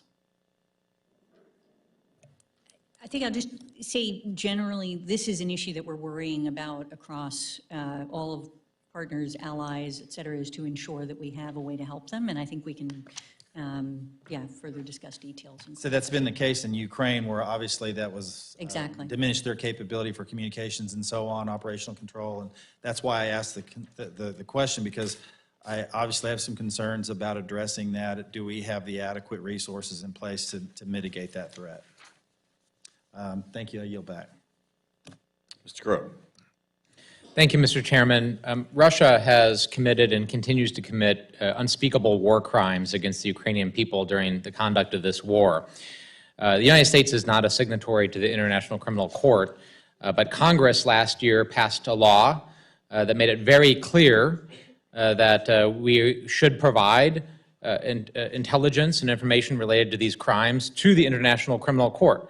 And I will quote, in the appropriations bill that passed late last year, it allows exceptions allowing for assistance with, quote, investigations and prosecutions of foreign nationals related to the situation in Ukraine, including to support victims and witnesses, end quote. And of course, the discussion around that and the debate around that made it very clear that congressional intent was for the IC to provide that information to the ICC. It's my understanding that there's debate within the administration, more specifically that the Department of Defense is preventing that assistance and that information from being relayed to the ICC, including a principals meeting that occurred on February 3rd, where there was debate about that. So, Director Haines, is it your understanding that current law passed by Congress mandates the ICC provide, or the United States, the IC provide this information to the ICC in furtherance of investigations of Russian war crimes? Thank you, Congressman. We absolutely, and I don't think there's any debate that we should be providing support to the ICC on Russian war crimes, as a general matter. What we do is we provide intelligence that can be provided to the ICC through the arms of the U.S. government that typically work with the ICC. So the State Department's War Crimes Issues Office, we don't do that directly. And I think, it's really a question for them as to what exactly they're providing and whether or not. So is it your understanding, Director, that there is information that is currently not being provided to the ICC that the intelligence community would like or otherwise would provide to the ICC, that the Department of Defense and this administration is not allowed to be provided? No. So there's no dispute about that within the administration? We provide it to the policy arms. They provide it to the ICC. I don't actually know exactly what they have provided. So more specifically then, is it your understanding that the Department of Defense is holding up the provision of information or intelligence to the ICC? No. That's not your understanding? It's not my understanding. Okay. I think Director Burns, do you have an understanding one way or the other on this? No, it's same as Director Haines on the question you asked, sir. Okay. The next question is about the assistance generally to Ukraine. There's a lot of debate within Congress right now and with the administration about both the quantity and the quality of the military assistance to Ukraine. My understanding is that Russia does not have the capability of any major offensives or breakthroughs currently in Ukraine, that they've been degraded sufficiently. So Director Burns, is that your understanding that in 2023 that the Russians couldn't conduct major offenses or have major strategic success in Ukraine? Yes, sir. It's our judgment that the Russian military is capable of making incremental tactical gains, and they made some in the course of the offensive they've launched over the last 4 or 5 weeks in the Donbass and eastern Ukraine. But it is our collective assessment, I think, that for a whole variety of reasons that Director Haines mentioned, munition shortages, morale problems, manpower problems, conflicts within their own military leadership, that they're unlikely to be able to make significant strategic breakthroughs or sustain them over the course of the rest of this year. And is it your understanding that Vladimir Putin's strategy is to recapitalize the military, to consolidate support, and to rebuild his infrastructure so that he will be capable of making advances or strategic success within 2024 and 2025, that he's taking a longer-term view? Yeah, I think Vladimir Putin is very much taking a longer-term view. I think he's doubling down in many respects right now. I believe he's convinced that he can make time work for him, that he can grind down the Ukrainians through this war of attrition, that he can wear down Western supporters of Ukraine. And he's convinced also, and has been for some time, that Ukraine matters more to him than to us. Therefore, the challenge, I think, is to puncture that view. So given that, that decisions have to be made about relative risks and where risks lie, short-term risks versus long-term risks, would it be your best advice that we transition the nature of our support to look more towards hardening Ukraine and military modernization efforts that would look further out on the horizon than the shorter-term efforts? Well, I avoid offering free policy advice in my current role these days. What I would say as a matter of intelligence assessment is that the next several months, the next 4, 5, 6 months are going to be crucial on the battlefield in Ukraine. I think any prospect for a serious negotiation, which President Putin, I do not believe, is ready for today, is going to depend on progress on the battlefield. Therefore, I think analytically, What's important is to provide all the support that we possibly can, which is exactly what the President and our Western allies are doing for the Ukrainians as they prepare for a significant offensive in the spring. And then at the same time, it's not really an either-or question, just as you said, Congressman, it's looking at the long-term security needs of Ukraine to help ensure a situation where Vladimir Putin's Russia is not going to try to mount another offensive or another invasion as they did at the beginning of last year. Thank you. I yield back. Ms. Stefanik. Director Wray, 1 year ago at this very same hearing, I asked you about the deadliest vehicle crash in decades in my district in upstate New York, the 2018 Schoharie limo crash, instantly killing 20 people. Those families have never been the same, and my office has communicated with many of them. The owner of the illegally retrofitted limo was a longtime FBI informant with a rap sheet a mile long, and it was because of my question to you in this open hearing that the FBI was forced to open an internal review. Let me be clear, that review was in response to our congressional oversight. Since then, that was a year ago, the FBI has stonewalled and slow-walked our additional requests for updates on that review until, miraculously, just this week before you knew you were going to appear here today, we received an email informing this committee and myself of the following. The internal review is now complete. The FBI will provide a briefing, and in connection with that briefing, we will make available the internal review with certain redactions. We'll coordinate with your staff regarding the in-camera review of the materials. The FBI is providing this briefing and materials with the understanding that the committee will not publicly disclose the non-public information contained therein. My expectation is that briefing will be this month. Do I have your commitment? Yes. I want to follow up. Can you commit to providing that briefing to those family members, immediate family members, the parents or spouses of those victims? On that one, let me make sure I talk with our folks and circle back with you about what can be shared if there are any limitations. Obviously, we want to make sure that the victims and their families are appropriately informed, but I don't know yet what constraints there may be, so we will follow back up with you on that. Yeah, they have not been appropriately informed, and it's only because of my work in congressional oversight that they're starting to have sunlight. I believe you're a parent, Chris Wray? Yes, I'm a parent. I'm a new parent as well, and there is a set of parents that lost 3 daughters in that crash, so providing sunlight and transparency is important. I also want to note an important portion of the letter that was included. It says, the FBI considers the provision of the internal review as fulfillment of the above referenced fence. I remind you that this committee, not the FBI, determines the level of transparency equating to full compliance with our constitutionally directed oversight role. Mr. Chairman, I want to submit this unclassified version of the letter for the record. So ordered. I also want to shift gears here regarding Judiciary Committee. I serve on the Select Subcommittee there, and this committee has made 50 different requests for information and documents concerning the operations and the actions of the FBI. And to date, the FBI has not complied with the Judiciary Committee's long outstanding requests for information and documents. The FBI is accountable to Congress and by extension the American people. Responding to this routine oversight is the bare minimum. And today, the FBI failed to send a witness to the Judiciary Committee hearing, saying that we had this hearing happening. Can you commit to sending a witness before the next Judiciary Committee subcommittee hearing on March 28th? We're happy to work with you on making sure we Can make you commit information to available. provide a witness? We will, of course, make people available to the committee. But you didn't make people available today. This is the base minimum. The agencies need to provide witnesses. Can I get a commitment, yes, you will provide a witness? We will work with you to make people available. That's not a yes. So for the American people, you are having the FBI director refuse to provide a witness? Just say yes. I'm not refusing to provide a witness. I want to be clear on that. I said we will work with you to make somebody available. So, great. So someone will be made available? Yes. Yes, thank you. That's all I wanted, a yes. Moving forward, do you believe the Hunter Biden laptop story is disinformation? Well, I want to be careful about, there is an ongoing investigation that is relevant to that, so I have to be careful of what I can share on that here. Do you believe the Hunter Biden laptop story is disinformation? I don't think there's anything I can share on that in open setting. Were you aware that the FBI personnel were in contact with Twitter regarding the Hunter Biden laptop story? I don't believe FBI personnel were in contact with Twitter about the Hunter laptop story specifically. I think there were people in contact with Twitter about Russian disinformation efforts.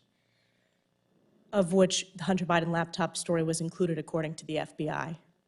Well, I don't know exactly what you're looking at, but I'm happy to talk about what it is the FBI does and does not do with respect to social media companies. Were you aware that the FBI had Hunter Biden's laptop since December of 2019? I can't speak to exactly when we had a laptop available. There is, as you know, there is an ongoing investigation run by the U.S. Attorney out of Delaware from the prior administration that we continue to work very closely with. And we have an ongoing investigation as well. And our Baltimore field office is working very hard with that U.S. Attorney, and I expect them to pursue that case as far as it takes. This stonewalling, Director Wray, the American people deserve answers, and this is unacceptable. Lastly, did you sign off on the Mar-a-Lago raid? Well, first off, it was not a raid. It was an execution of a search warrant. Did you sign off on the execution of the search warrant? May I finish?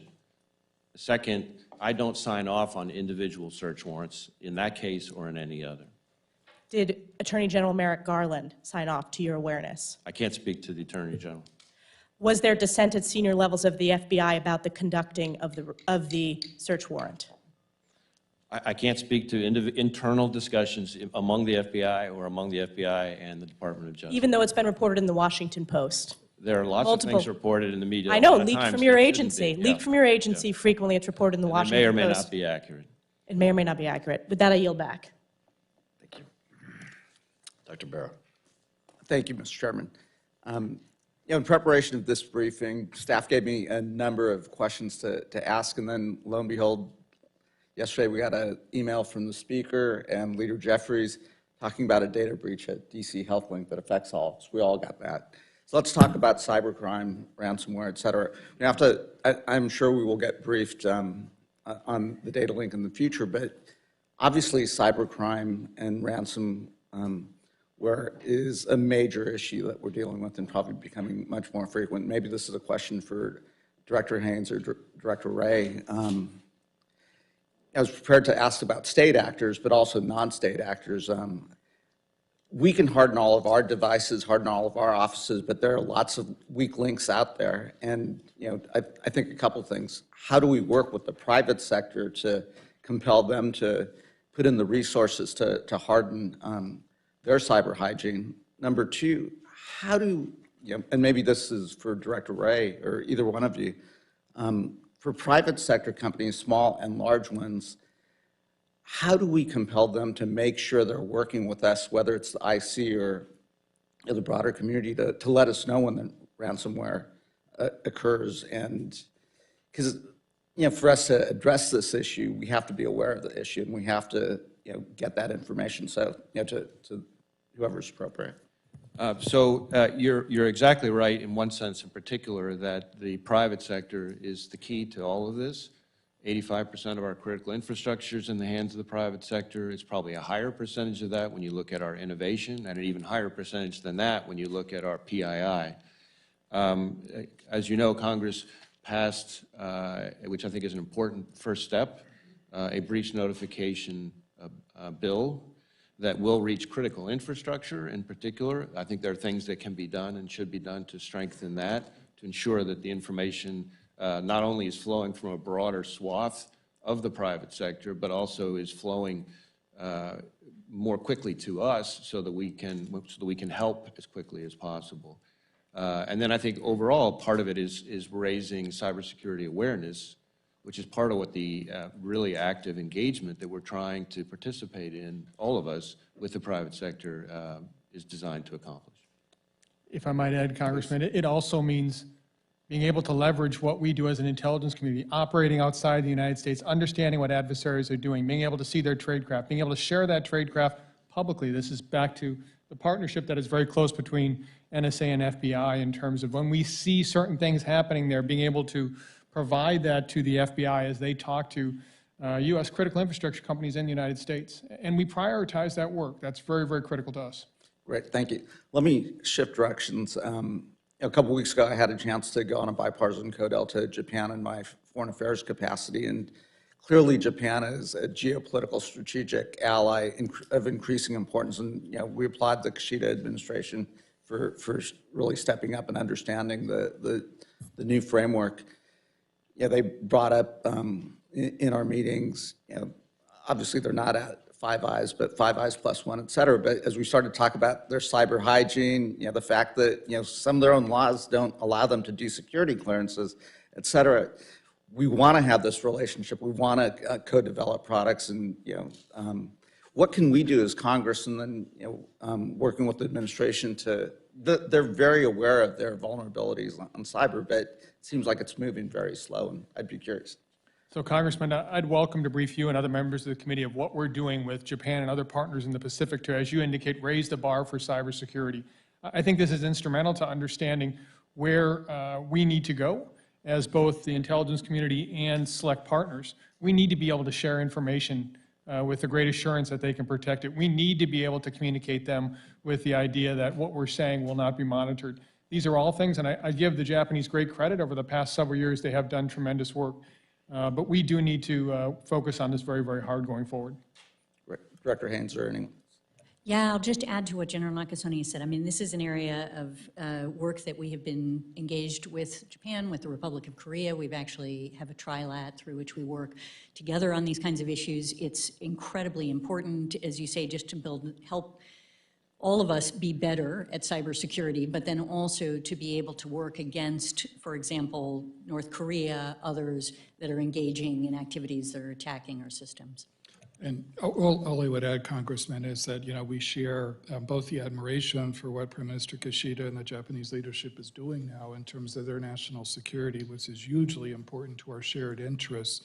And I think we also applaud the Japanese leadership for understanding what we've sometimes learned the hard way in the United States. It's not as if, we have a monopoly on wisdom on this, but the importance of improving cybersecurity as well. And as an agency, we're working with our partners. I was last in Tokyo in December, I guess, talking about these issues, to do as much as we can to be supportive as the committed allies that we are. Great, thank you. Now you go back. Mr. Kelly.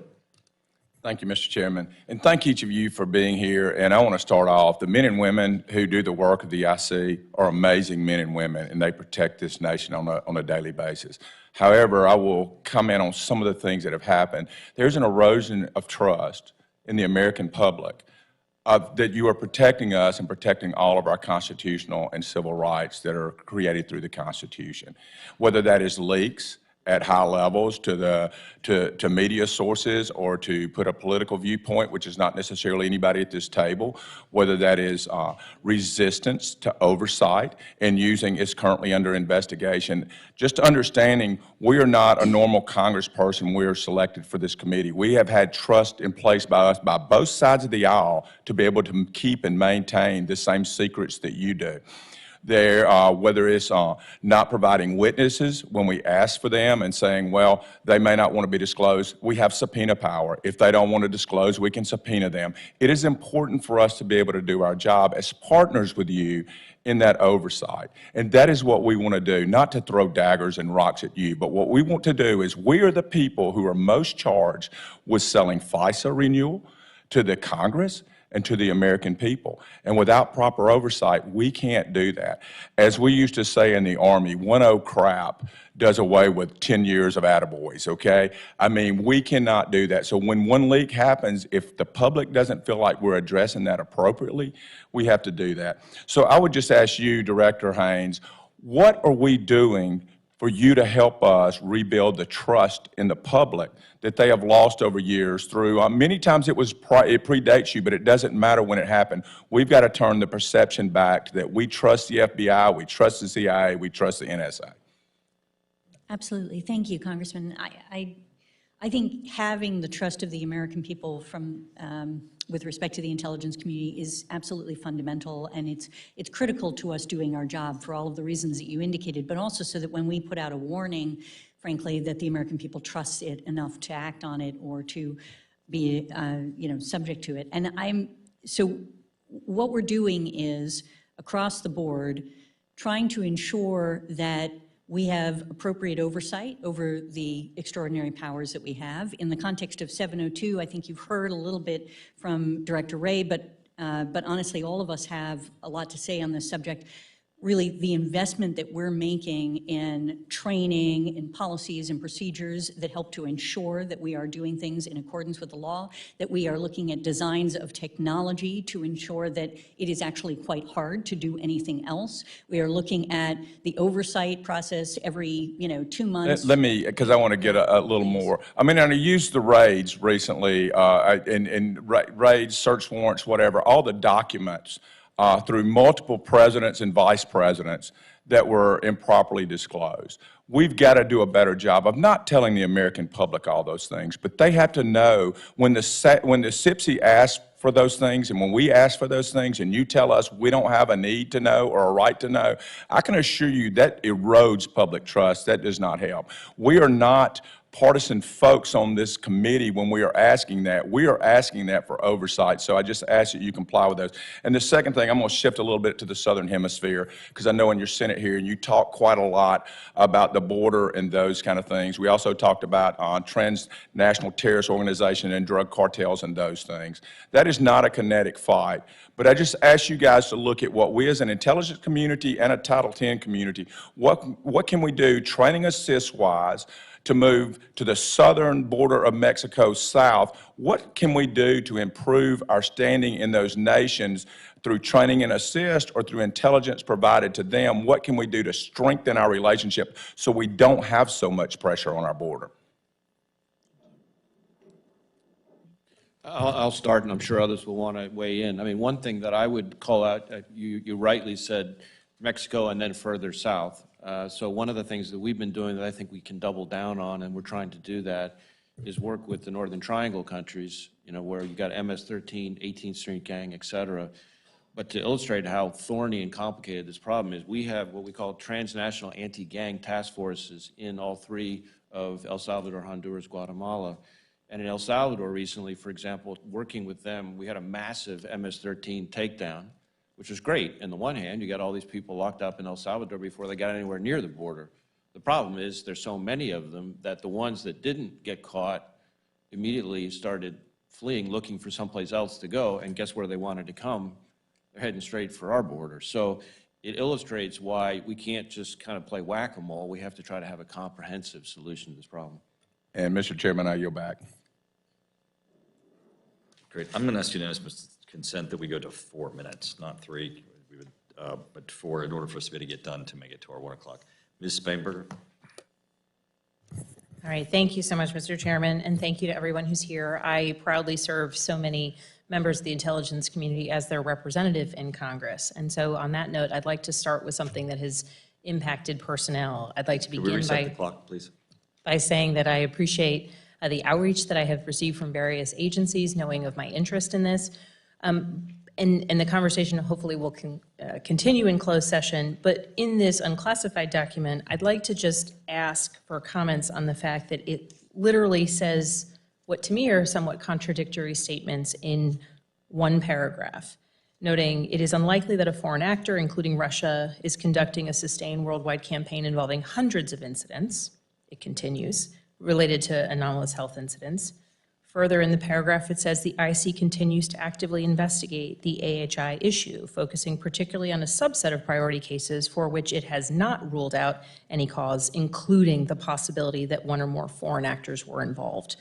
There's a lot of consternation among those who have been impacted by AHI. I appreciate the work that you all are doing in making sure people are having their health needs met.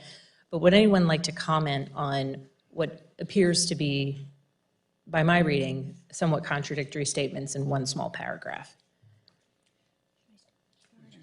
Okay, I'll start. No, thank you very much, Congresswoman. I think there is no question, while as the analysis that you're looking at indicates that that as a general matter, across the IC, most IC elements now have concluded that it is very unlikely that a foreign adversary is responsible for the reported AHIs.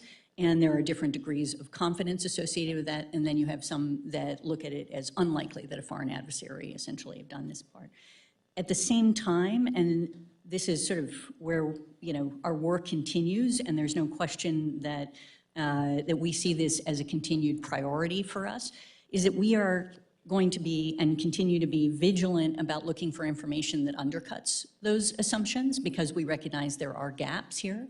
We are going to continue to focus on trying to understand essentially what it is that we can do to help the folks that have experienced these very real symptoms and these issues, and to figure out what's happening to each of them.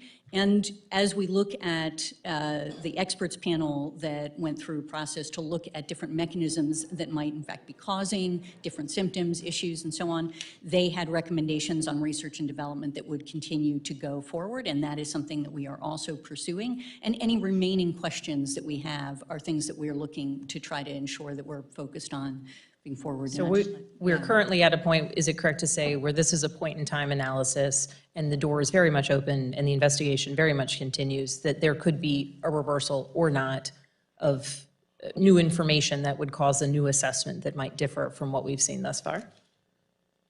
Yeah, I guess what I would say, Congressman, first, I have huge respect for your service at the agency as well and to the intelligence community. And I'd say several things.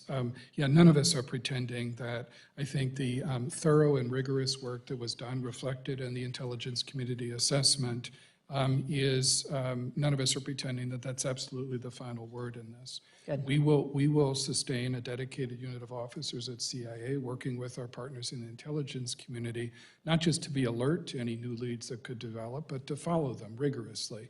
We will also continue to focus with our partners on research and development efforts by our adversaries that could focus on directed energy mechanisms as well.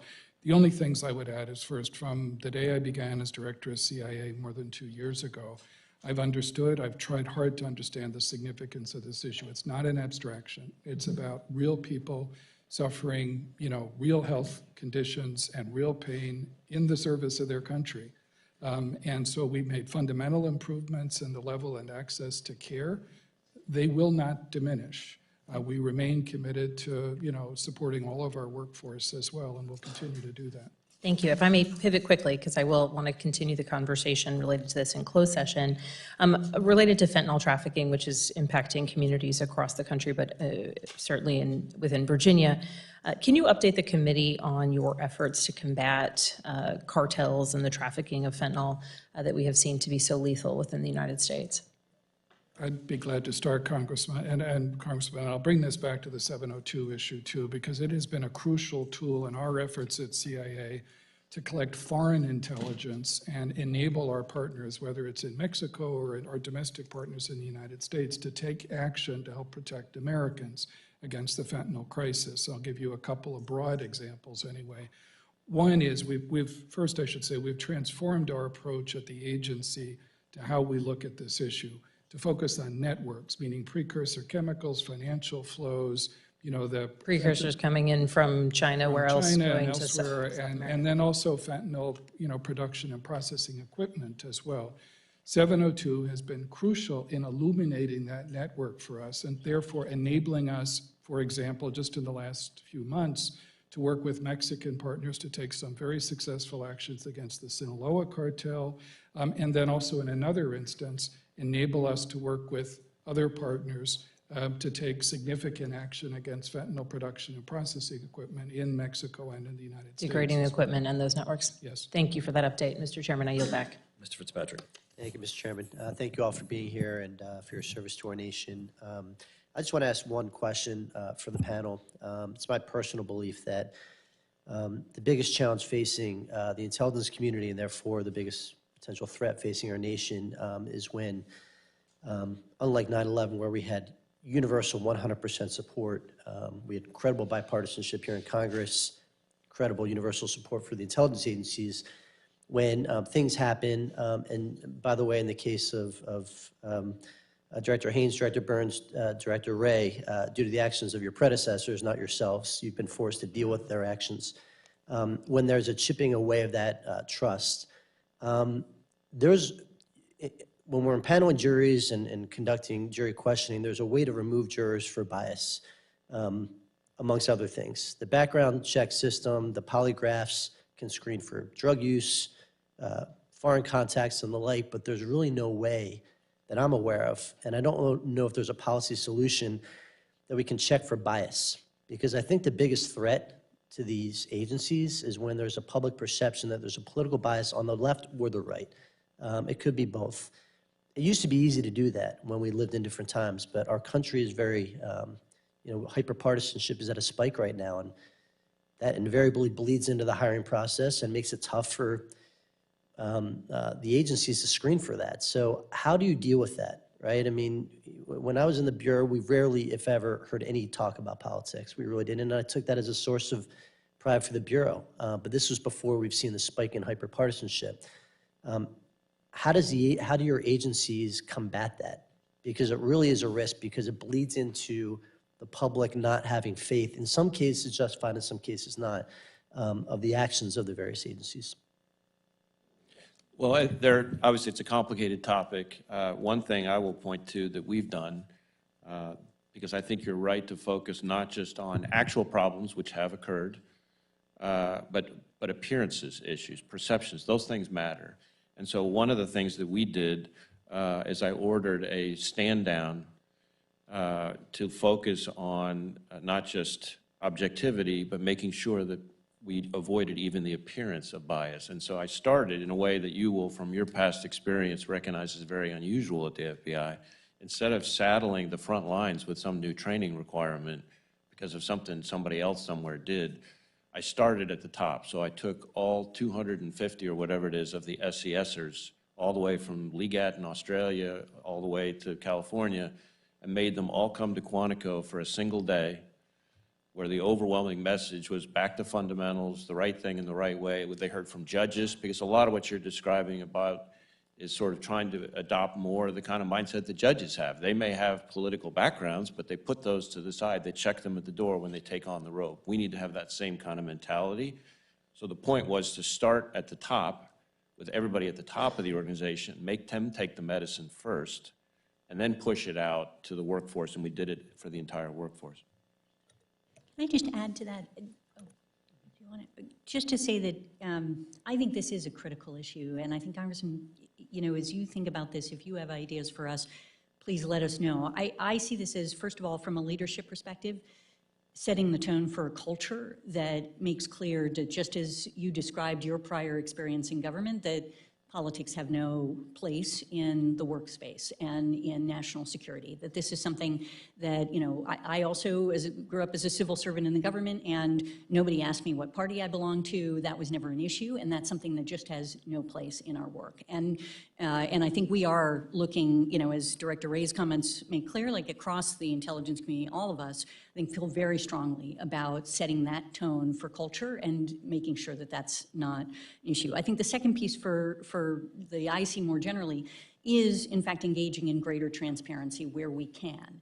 And I think exposing our assessments, doing an annual threat assessment world hearing in an open forum, as you've asked us to come back and do, trying to put out more of our products, trying to give an opportunity for the American people to see the work that we do, sort of, to give a little bit more insight into how it is that we do things can help. And then finally, in the context of transparency, giving more of a sense of the rules within which we operate and do not. And that's something that we're continuing to try to push out, frameworks and ways of working and compliance things to expose when we make mistakes and when we don't, and why it is that what we're doing about it.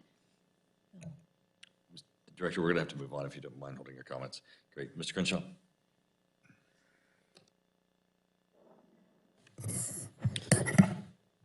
Thank you, Chairman, and thank you all for being here. And look, I think you're all very serious security professionals, intelligence professionals, and I think that most of this report certainly reflects that. But there is a glaring exception to that, and specifically in the section on climate change and environmental degradation. Now, don't get me wrong, I think this is indeed an issue, but I address this issue on a very different committee, not here, and for very good reason. So I have a simple question. What creates greater geopolitical instability? Is it the occasional severe weather event, or is it energy insecurity? In other words, the inability of nations to secure reliable and affordable sources of energy. Which one creates more global chaos and therefore represents a national security threat to the United States? Is it one or the other, or both? I suppose I'll direct that question, I'm sorry, but to you, Director Haines, because you mentioned it earlier. No, thank you, sir. So One or the other or both, because I have a lot to say on this. I don't have a way of quantifying it for you, so I'm happy to try to take that for the record if that's useful. Okay. Let's assume you try to say both or one or the other, but the report only says one. The report only says one. But if it was both, then why wouldn't energy scarcity be mentioned as a global threat? Why isn't radical environmentalism mentioned as a global threat? The last few years have some pretty glaring examples, and I'm going to point them out in my limited time here. In Sri Lanka, radical environmentalist policies led to the collapse of farming outputs and the collapse of a government. The same thing is currently happening in the Netherlands, where their entire farming industry is under threat. In Pakistan, your report mentions some flooding, but says nothing of the hundreds of millions of people without power because of energy scarcity due to foolish green energy policies by the Europeans that have made natural gas so unaffordable in countries like Pakistan. European energy prices have gone through the roof, and they now desperately import coal and wood to burn because they engaged in misguided green energy policies for years. The WHO estimates that 3 million deaths result per year from lack of clean cooking fuels, meaning they're burning wood or dung instead of fossil fuels like propane and natural gas. These things are truly destabilizing to global security, but there isn't a section in this report about it. The report does say that it's weather events that are a national security threat and that tensions will rise as developing nations request reparations from developed nations. Of course, the assumption is that all weather events are due to climate change. That's not science, by the way, it's an assumption, and I wouldn't expect assumptions from senior intelligence professionals. It's worth examining the actual science. Has anybody read the UN Intergovernmental Panel on Climate Change report, all 4,000 pages? Really? Okay. But let's assume you have. It's got some good data in it, actually. I like that report, and it would help this report be more objective. For instance, it actually makes science-based predictions about what the true economic cost of climate change will be over the next 100 years. It says the cost of climate change by the year 2100 will be a 4.5% reduction in global GDP from what it otherwise would be, not from what it is now, from what it otherwise would be. So if we go on our trend of growth, we'd grow global GDP by 450%. The cost of climate change make that maybe 434%. That is not a national security threat, and I'm sure you all agree with that. The report also states that insured losses due to catastrophes from climate change have increased 250% in the past 30 years. That is a fact taken way out of context. It's misleading. And again, I wouldn't expect it from intelligence professionals, because the obvious explanation is that there's more homes and more infrastructure built on coastal areas. The truth is, the facts are that the deaths from natural disasters have decreased 90% over the last 100 years. The truth is that the trend in accumulated cyclonic energy, a metric that captures frequency, duration, and intensity of global hurricane activity, shows no increasing in trends. In 2021, we had the fewest hurricanes since satellite tracking began 40 years ago. NOAA modeling shows that hurricanes making landfall will decrease 25% as the climate changes. The UN report, the science, that never says red alert, never says crisis, never says any of the stuff commonly used by climate alarmists. I'm running out of time, so I just want to summarize, if the chairman will let me. When we say this kind of stuff and we detract from the very important topics that you all have been talking about this entire time, we detract from that. And it's even worse when we don't at least balance it with the more obvious threat of energy insecurity globally and the destabilizing effects that that creates. That's my problem with this report, and I hope we fix it next time, and I yield back. Thank you. Mr. Hill.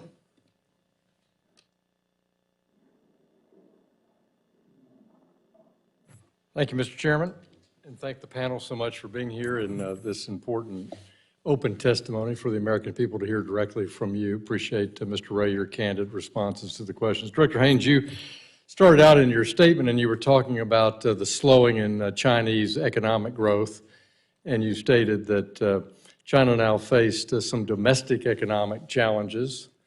So I'd like, what is your assessment of what those primary domestic economic challenges for the PRC are? How do you assess that slowing, that economic vulnerability in China?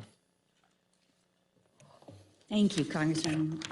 I point to a few here. So one is, these are sort of structural issues that I think are going to be a challenge for China moving forward. One is their population, basically their aging population. So they peaked in 2021, and last year they declined by 850,000 people. It's the largest decline in over 60 years, and with a relatively low fertility rate, China's population will continue to shrink even as it ages, and this is going to reduce China's labor force and likely increase expenditures on age-related health issues as they're going forward. I think a second piece of this is sort of looking at the domestic migrant workers' wages in China in low-skilled industries have more than doubled on average, as the quantity of migrant labor from rural areas has actually declined. And this has contributed to several major domestic and foreign firms' decisions to actually relocate their firms from China to lower wage countries such as Vietnam, or to eschew expansion plans in China, leaving large numbers of China's low-skilled workers unemployed. And then furthermore, China is going to need to improve education and training, really, to better prepare its workforce. And at least 100 million low-skilled workers risk losing their jobs as a result of automation that they're pursuing. And vocational education to sort of upskilled, untrained rural labor faces really entrenched obstacles within China. So these are some of the issues that we're looking at that sort of make it a particularly challenging environment. And we think they're going to continue to sort of pursue their statist economic policies, so that state direction is a part of it, which will not be as efficient, essentially, in their moving forward. Well, in a follow-up to that, do you assess that in their last 15 years of extraordinary space and defense technology buildup, that workforce is aging? In other words, it has a median age higher than, our baby boom generation, therefore they even have vulnerability in their defense space technological base because they have an aging workforce there? Or is that a younger than average workforce? What's your assessment there? I don't know the answer to that. I'll find out. Thank you. Director Burns, in open source information, there's a lot of conversation about how effective the crypto criminals in DPRK in North Korea are about stealing cryptocurrency from wallets around the world. And that's in turn, many times their export earnings, or what we know to be their export earnings. I think most of their earnings are stolen, so it's kind of hard to gauge what those might be. What is the United States doing to interdict and block and stop the illicit flows to North Korea through that mechanism? Well, I appreciate very much the question, and maybe we can go into this in a little more detail in the closed session, but as we discussed when you came out to headquarters, this is a significant priority for us right now, and I know it's shared across the intelligence community because the North Korean regime does look at just what you described as a way of sustaining itself, of acquiring revenue as well. So there are a number of things that we can do working with some of our allies to counter that, but I prefer to talk about Thank you. I yield back, Mr. Chairman. The list is currently Garcia, Walsh, Scott. Mr. Garcia. Thank you, Mr. Chairman. I want to thank the witnesses. This has actually been a very enlightening and frankly clarifying couple of hours for me, but I think in a most disappointing way. I've been personally baffled over the last 2 years about our southern border policies coming out of this administration, where in the last year we had 30 times the number of people die as a result of fentanyl poisonings than folks died during the 9/11 event. Today, more people in our country will die of fentanyl poisoning than Americans died overseas in one day of World War II operations. And what's enlightening to me is that we didn't spend almost any time on this topic today, except for the questions that have been posed to you. I read the 39 pages of the ATA, the 15 minutes of your testimony, Director Haines, and really no mention of these things. You talk about misperceptions of U.S. policies when we are actually being actively invaded on our southern border right now as a result of this administration's policy. So what's clarifying to me is the fact that we're sitting here with 5 people with billets such as Director of National Intelligence, Director of Central Intelligence, Director of National Security Agent, Director of Defense Intelligence Agency, and the FBI, and you guys aren't messaging this as the #1 threat. I look at your table of contents within the threat, the annual threat assessment. You got China, Russia, Iran, North Korea, climate change, health security, developments in technology, transnational organizations, global terrorism, and the like. And I agree with these topics, and I want to put a boot on the throat of Russia, China, North Korea, and Iran just as much as anyone else. But this it's a shame that the fact that these poisonings right now that you characterize as overdoses and the migration challenges, as you say, Director Haines, which are not migration challenges, this is an active invasion of our southern border, are being characterized by this body. It's indicative to me that you are not briefing the President of the United States on these issues correctly, and that you're not putting the proper emphasis on the fact that we are being invaded and Americans are dying at a higher rate than Americans died during World War II on a daily basis as a result of these policies. That's why these policies haven't changed. Very clarifying to me today based on your testimony as well as the ATA. On a separate subject, Director Haines, I want to ask you, well, first of all, I want to ask you what you mean by misperception of U.S. policies when it comes to our southern border, and I'll let you address that as quickly as you can, please. Thank you, Congressman. I apologize if I gave you a misimpression that we do not believe that counter-narcotics is a critical aspect of our work and that it is a priority for the intelligence community. Not to interrupt, it's not counter-narcotics. It's security of our homeland, defense of our southern border. That is not the priority. You didn't give me the perception, you've given the American people that perception, and your annual threat assessment reflects that. And frankly, we'll look at your budgets. I'm an appropriator within for the Justice Department. I'll look at your budgets to see if it reflects that priority here shortly. But sorry, go ahead and continue. No, I just want you to know that that is a priority from our perspective. I think from on the border, we actually, obviously support and facilitate the United States government terrorism watch listing process. We have parts of our, even in ODNI, NCTC, the National Counterterrorism Center, serves as the USG's central and shared knowledge, basically on known and suspected terrorism. We maintain TIDE, and we do a lot of work to try to ensure that all of the intelligence we have is provided to our border agents and to the Department of Homeland Security for the work. I can reclaim the last 10 seconds. It's a priority. I would submit that it needs to be your #1 priority. And as a mission right now, we are failing. This is a war that we are currently losing, and at the rate of 100,000 American lives every year. So I'll defer my technical questions for the classified setting, but thank you, guys. Mr. Waltz. Thank you, Mr. Chairman. Just to build on Mr. Garcia's questions, Director Wray, if ISIS or Al-Qaeda poison through chemical warfare 70 to 80,000 Americans, will we approach that as a law enforcement problem or a military national security problem? I think we would approach it as all of the above. You would use, certainly we would use military assets, whether it's cyber, space, what have you. You have the authorization through the authorization use of military force to do so, correct? That's my understanding. You would also have the authorization to use military resources against the Sinaloa and Jalisco cartels if you have that authorization use of military force, correct? I believe so, although now you're getting a little bit out of my area of expertise. Would you welcome additional, for example, offensive cyber from Cybercom? Would you welcome those additional resources? We know how to deconstruct cartels, terrorist organizations. We did it in the 90s in Colombia without a single American combat troop on the ground, and we can do it again now. Would you welcome those additional resources?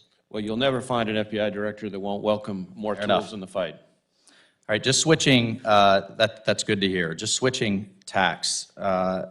Director Haines, is ISIS and Al-Qaeda's capability increasing in Afghanistan right now in terms of their capability to attack the West, attack U.S. interests overseas, influence attacks in the United States, or even potentially attack the homeland? They increasing? So I wouldn't characterize them as increasing, although I would say certainly they still have the Al-Qaeda, intent. And yes, for ISIS-K in particular in Afghanistan, they still have the intent. But we can obviously go further, in closed session on details. Is our collection capability, have our collection capabilities since the summer of 2021 decreased in Afghanistan and in the surrounding region? Certainly with the removal of the U.S. troops and presence in Afghanistan, absolutely our collection day-to-day has decreased, although I think, again, we can talk We still have the groups that have the intent to attack us. I'm hearing... I think we can talk about what our collection posture is vis-a-vis those groups in Afghanistan in closed session, and I think can give you some comfort on that issue. And, I'm sorry, Congressman, all I would add is, of course it's true, you're right, our capabilities are not the same as when we had, a lot of presence on the ground. However, as we've all promised you over the last couple of years, we work incredibly hard to try to ensure that we can still take action, as the U.S. government did against Ayman al-Zawahiri. I'll look forward to the closed session. However, you're going to have a hard time convincing me that managing sources by Zoom or remotely without being on the ground is anywhere near as effective. General Berrier, would the Chinese Communist Party, would Beijing take note if we had an air base a couple hundred miles from their western border? Yes, I believe they would. 12,000-foot runway that we could potentially stage strategic assets a few hundred miles from their massive nuclear buildup? Yes, I believe they would. Do you think, I know this is a bit speculative, do you think if the Chinese had a 12,000-foot runway a few hundred miles from the U.S. border, they would give it up for free? No. They would protect that asset, right? But we gave up Bagram Air Base. We no longer have access to that air base. Is that correct? That is correct. And the British government's now in negotiations to we could potentially lose asset to Diego Garcia. Would that be significant? That would be significant. Finally, Director Wray, can you, you rightly sounded the alarm bell of opening a counterintelligence investigation every 12 hours with the director of MI5. The National Science Foundation's had 1,000% increase in referrals for grant theft, fraud theft, research theft. Yet, you just answer me, I'm out of time, for the record on shutting down the China initiative or rebranding it, renaming it, and at least from many people's perspective, diminishing it in priority. Just get that from the record. Well, I can't speak to the Justice Department's initiative itself. All I can tell you is that at the FBI, we're not taking our foot off the gas one iota on the threat posed by the Chinese Communist Party, including in the... But if we're not prosecuting with the same fervor, then that's an issue.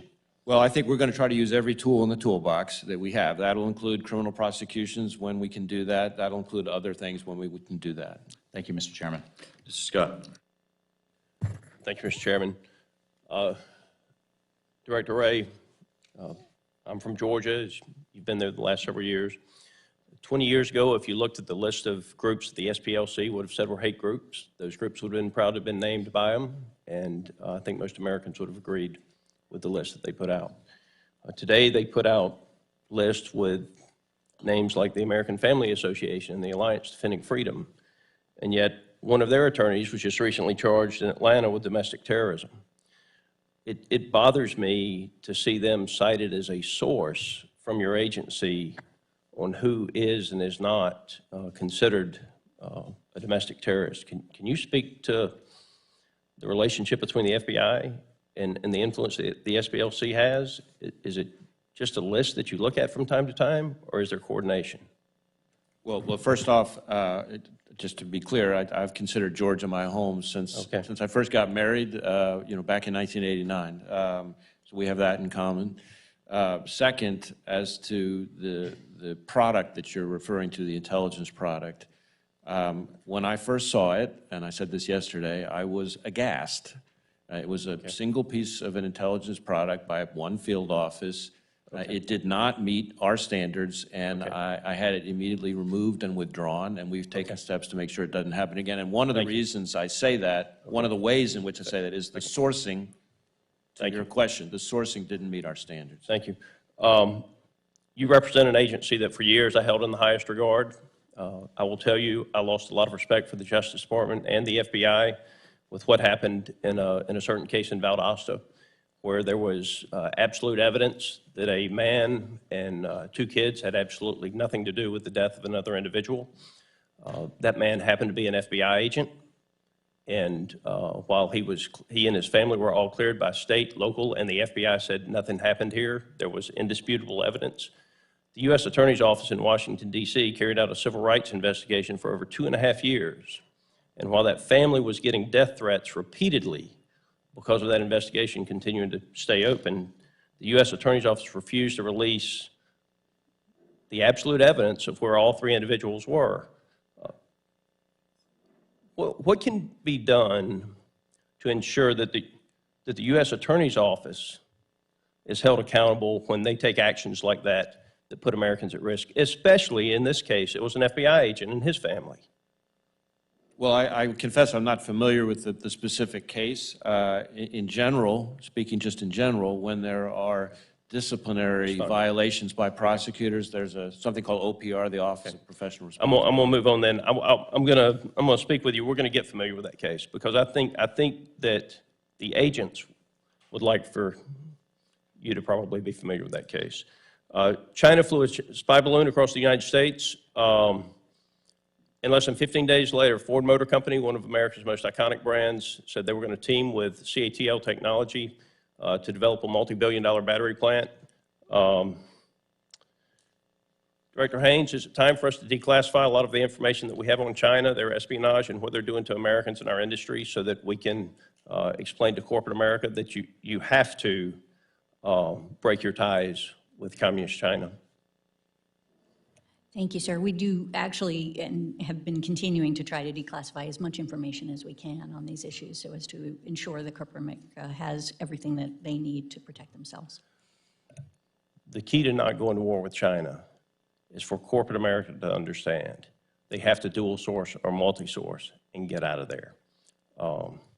With that, I yield the 2 seconds, and Director Wray, sorry I had to cut you off, but I'm on that clock. Mr. Gallagher. Thank you. I apologize for being late.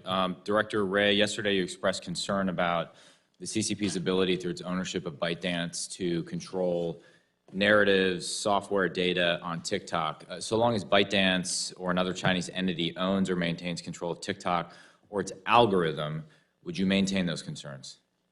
Yes, it's the ownership of the CCP that fundamentally cuts across all those concerns. And specifically ownership of the algorithm, control of the algorithm. Well, it's control of the algorithm, it's access to the data, and it's the software's, it's control of the software which allows access to the devices. So you've got a data collection issue, which could be used to conduct all kinds of data operations and traditional espionage. It's the algorithm, that, as you rightly pointed out, that enables them to conduct influence operations. And as I said in response to an earlier question, that's particularly concerning because it's not at all clear we'd be able to detect that. And then third and finally, it's the control of the software, which gives them access to millions of devices. And all you got to do is look at the fact that the Chinese government has the biggest hacking program in the world, bigger than that of every other major nation combined. Put that together with the fact that they have stolen more of Americans' personal and corporate data than every nation, big or small, combined. And you put that together with the risks that you and I are talking about, and to me, it highlights what a big concern this is. So I guess the question is, for all of you, I'll just go down simply, should we ban TikTok or force a sale to an American company? Well, I've expressed my concerns. I'm not sure how else the problem could be solved, but I've expressed my concerns, which are the ownership of the CCP. Is that a yes? Again, I don't speak to bans. That's not ultimately that's a policy decision that's kind of beyond my. You all have a voice in the CFIUS process, correct? And we are absolutely, I know that we are, I think we all are expressing our assessments of the intelligence, the risks, the threats in the CFIUS process, but the ultimate decision about that is beyond the scope. So in that process, you haven't been asked yes or no yet? Again, we submit our intelligence to the other participants, and then there's a committee that does its work. Director Burns, sorry to be obtuse. Should we ban or force a sale of TikTok to an American company? Well, all I'd say, Congressman, I absolutely share the concerns that Director Wray has mentioned, but, we're not in the business of, making policy calls on bans or no bans. But I absolutely share the concerns, and we're not shy about expressing those concerns. So in the CFIUS process, you don't get asked for a recommendation, one way or the other? Well, speaking for the FBI, we're asked to submit our intelligence assessment. But we're not asked for, at least it's been my experience, we're not asked for like a recommendation about what the ultimate decision should be. Director Haines, same question. Yeah, no, we do not provide a recommendation. Essentially, as Director Wray is indicating, what happens is our office pulls together the intelligence from the intelligence community that's relevant to any particular CFIUS transaction, and we provide that into the process, essentially as, grounds for policy discussion. Do you share Director Wray's concerns? I do share the concerns. I share the concerns of foreign entity-owned social media platforms, other things that can, be misused effectively. And we have a national OPSEC program, is what we call it. The National Counterintelligence and Security Center runs us, and they have issued guidance essentially on these types of, the use of these kinds of, applications and platforms. General Nakasone, do you share Director Wray's concerns? Are you willing to answer the question whether we should Certainly, ban it? one-third of Americans get their news from TikTok every single day. 1/6 of American youth say they're constantly on TikTok. That's a loaded gun, Congressman. And as you know, we are executing for us the work to ensure that TikTok is not on government applications and IT. I'm taking out of time, but go for it. I would just say we support the CFIUS process, and as we brief decision makers on policymakers with the intelligence we have, our analysts are in active and open dialogue. If their opinions are asked, they will give those opinions. I agree with everything that's been said here. And I have a deputy director who has 3 teenagers. If TikTok goes, she may not be able to go home. Thank you. In closing, pursuant to 707 Foreign Intelligence Surveillance Act 50 U.S.C. 1881A and FAB1, you all provide to us annually a list of the characterization of potential abuses of FISA. Director Wray, your answer to Congressman LaHood was that you have undertaken reforms internally and that you believe it would significantly reduce the overall abuses that we are all concerned about in the FBI. Anticipating that that might be your answer, we have a letter for you that we'll be presenting at the end of the hearing, requesting that you go back and look at all of the reports that we have received that indicate those abuses and provide us, because it's going to be important to our working group, how those abuses that are identified would have been addressed under your new reforms so that we can find out what's remaining. And if there's no objection, I ask that this letter be entered into the record. No objection. Thank you all. You continue to show your professionalism and expertise in your answers, and we look forward to continue to working with you. We'll be adjourned.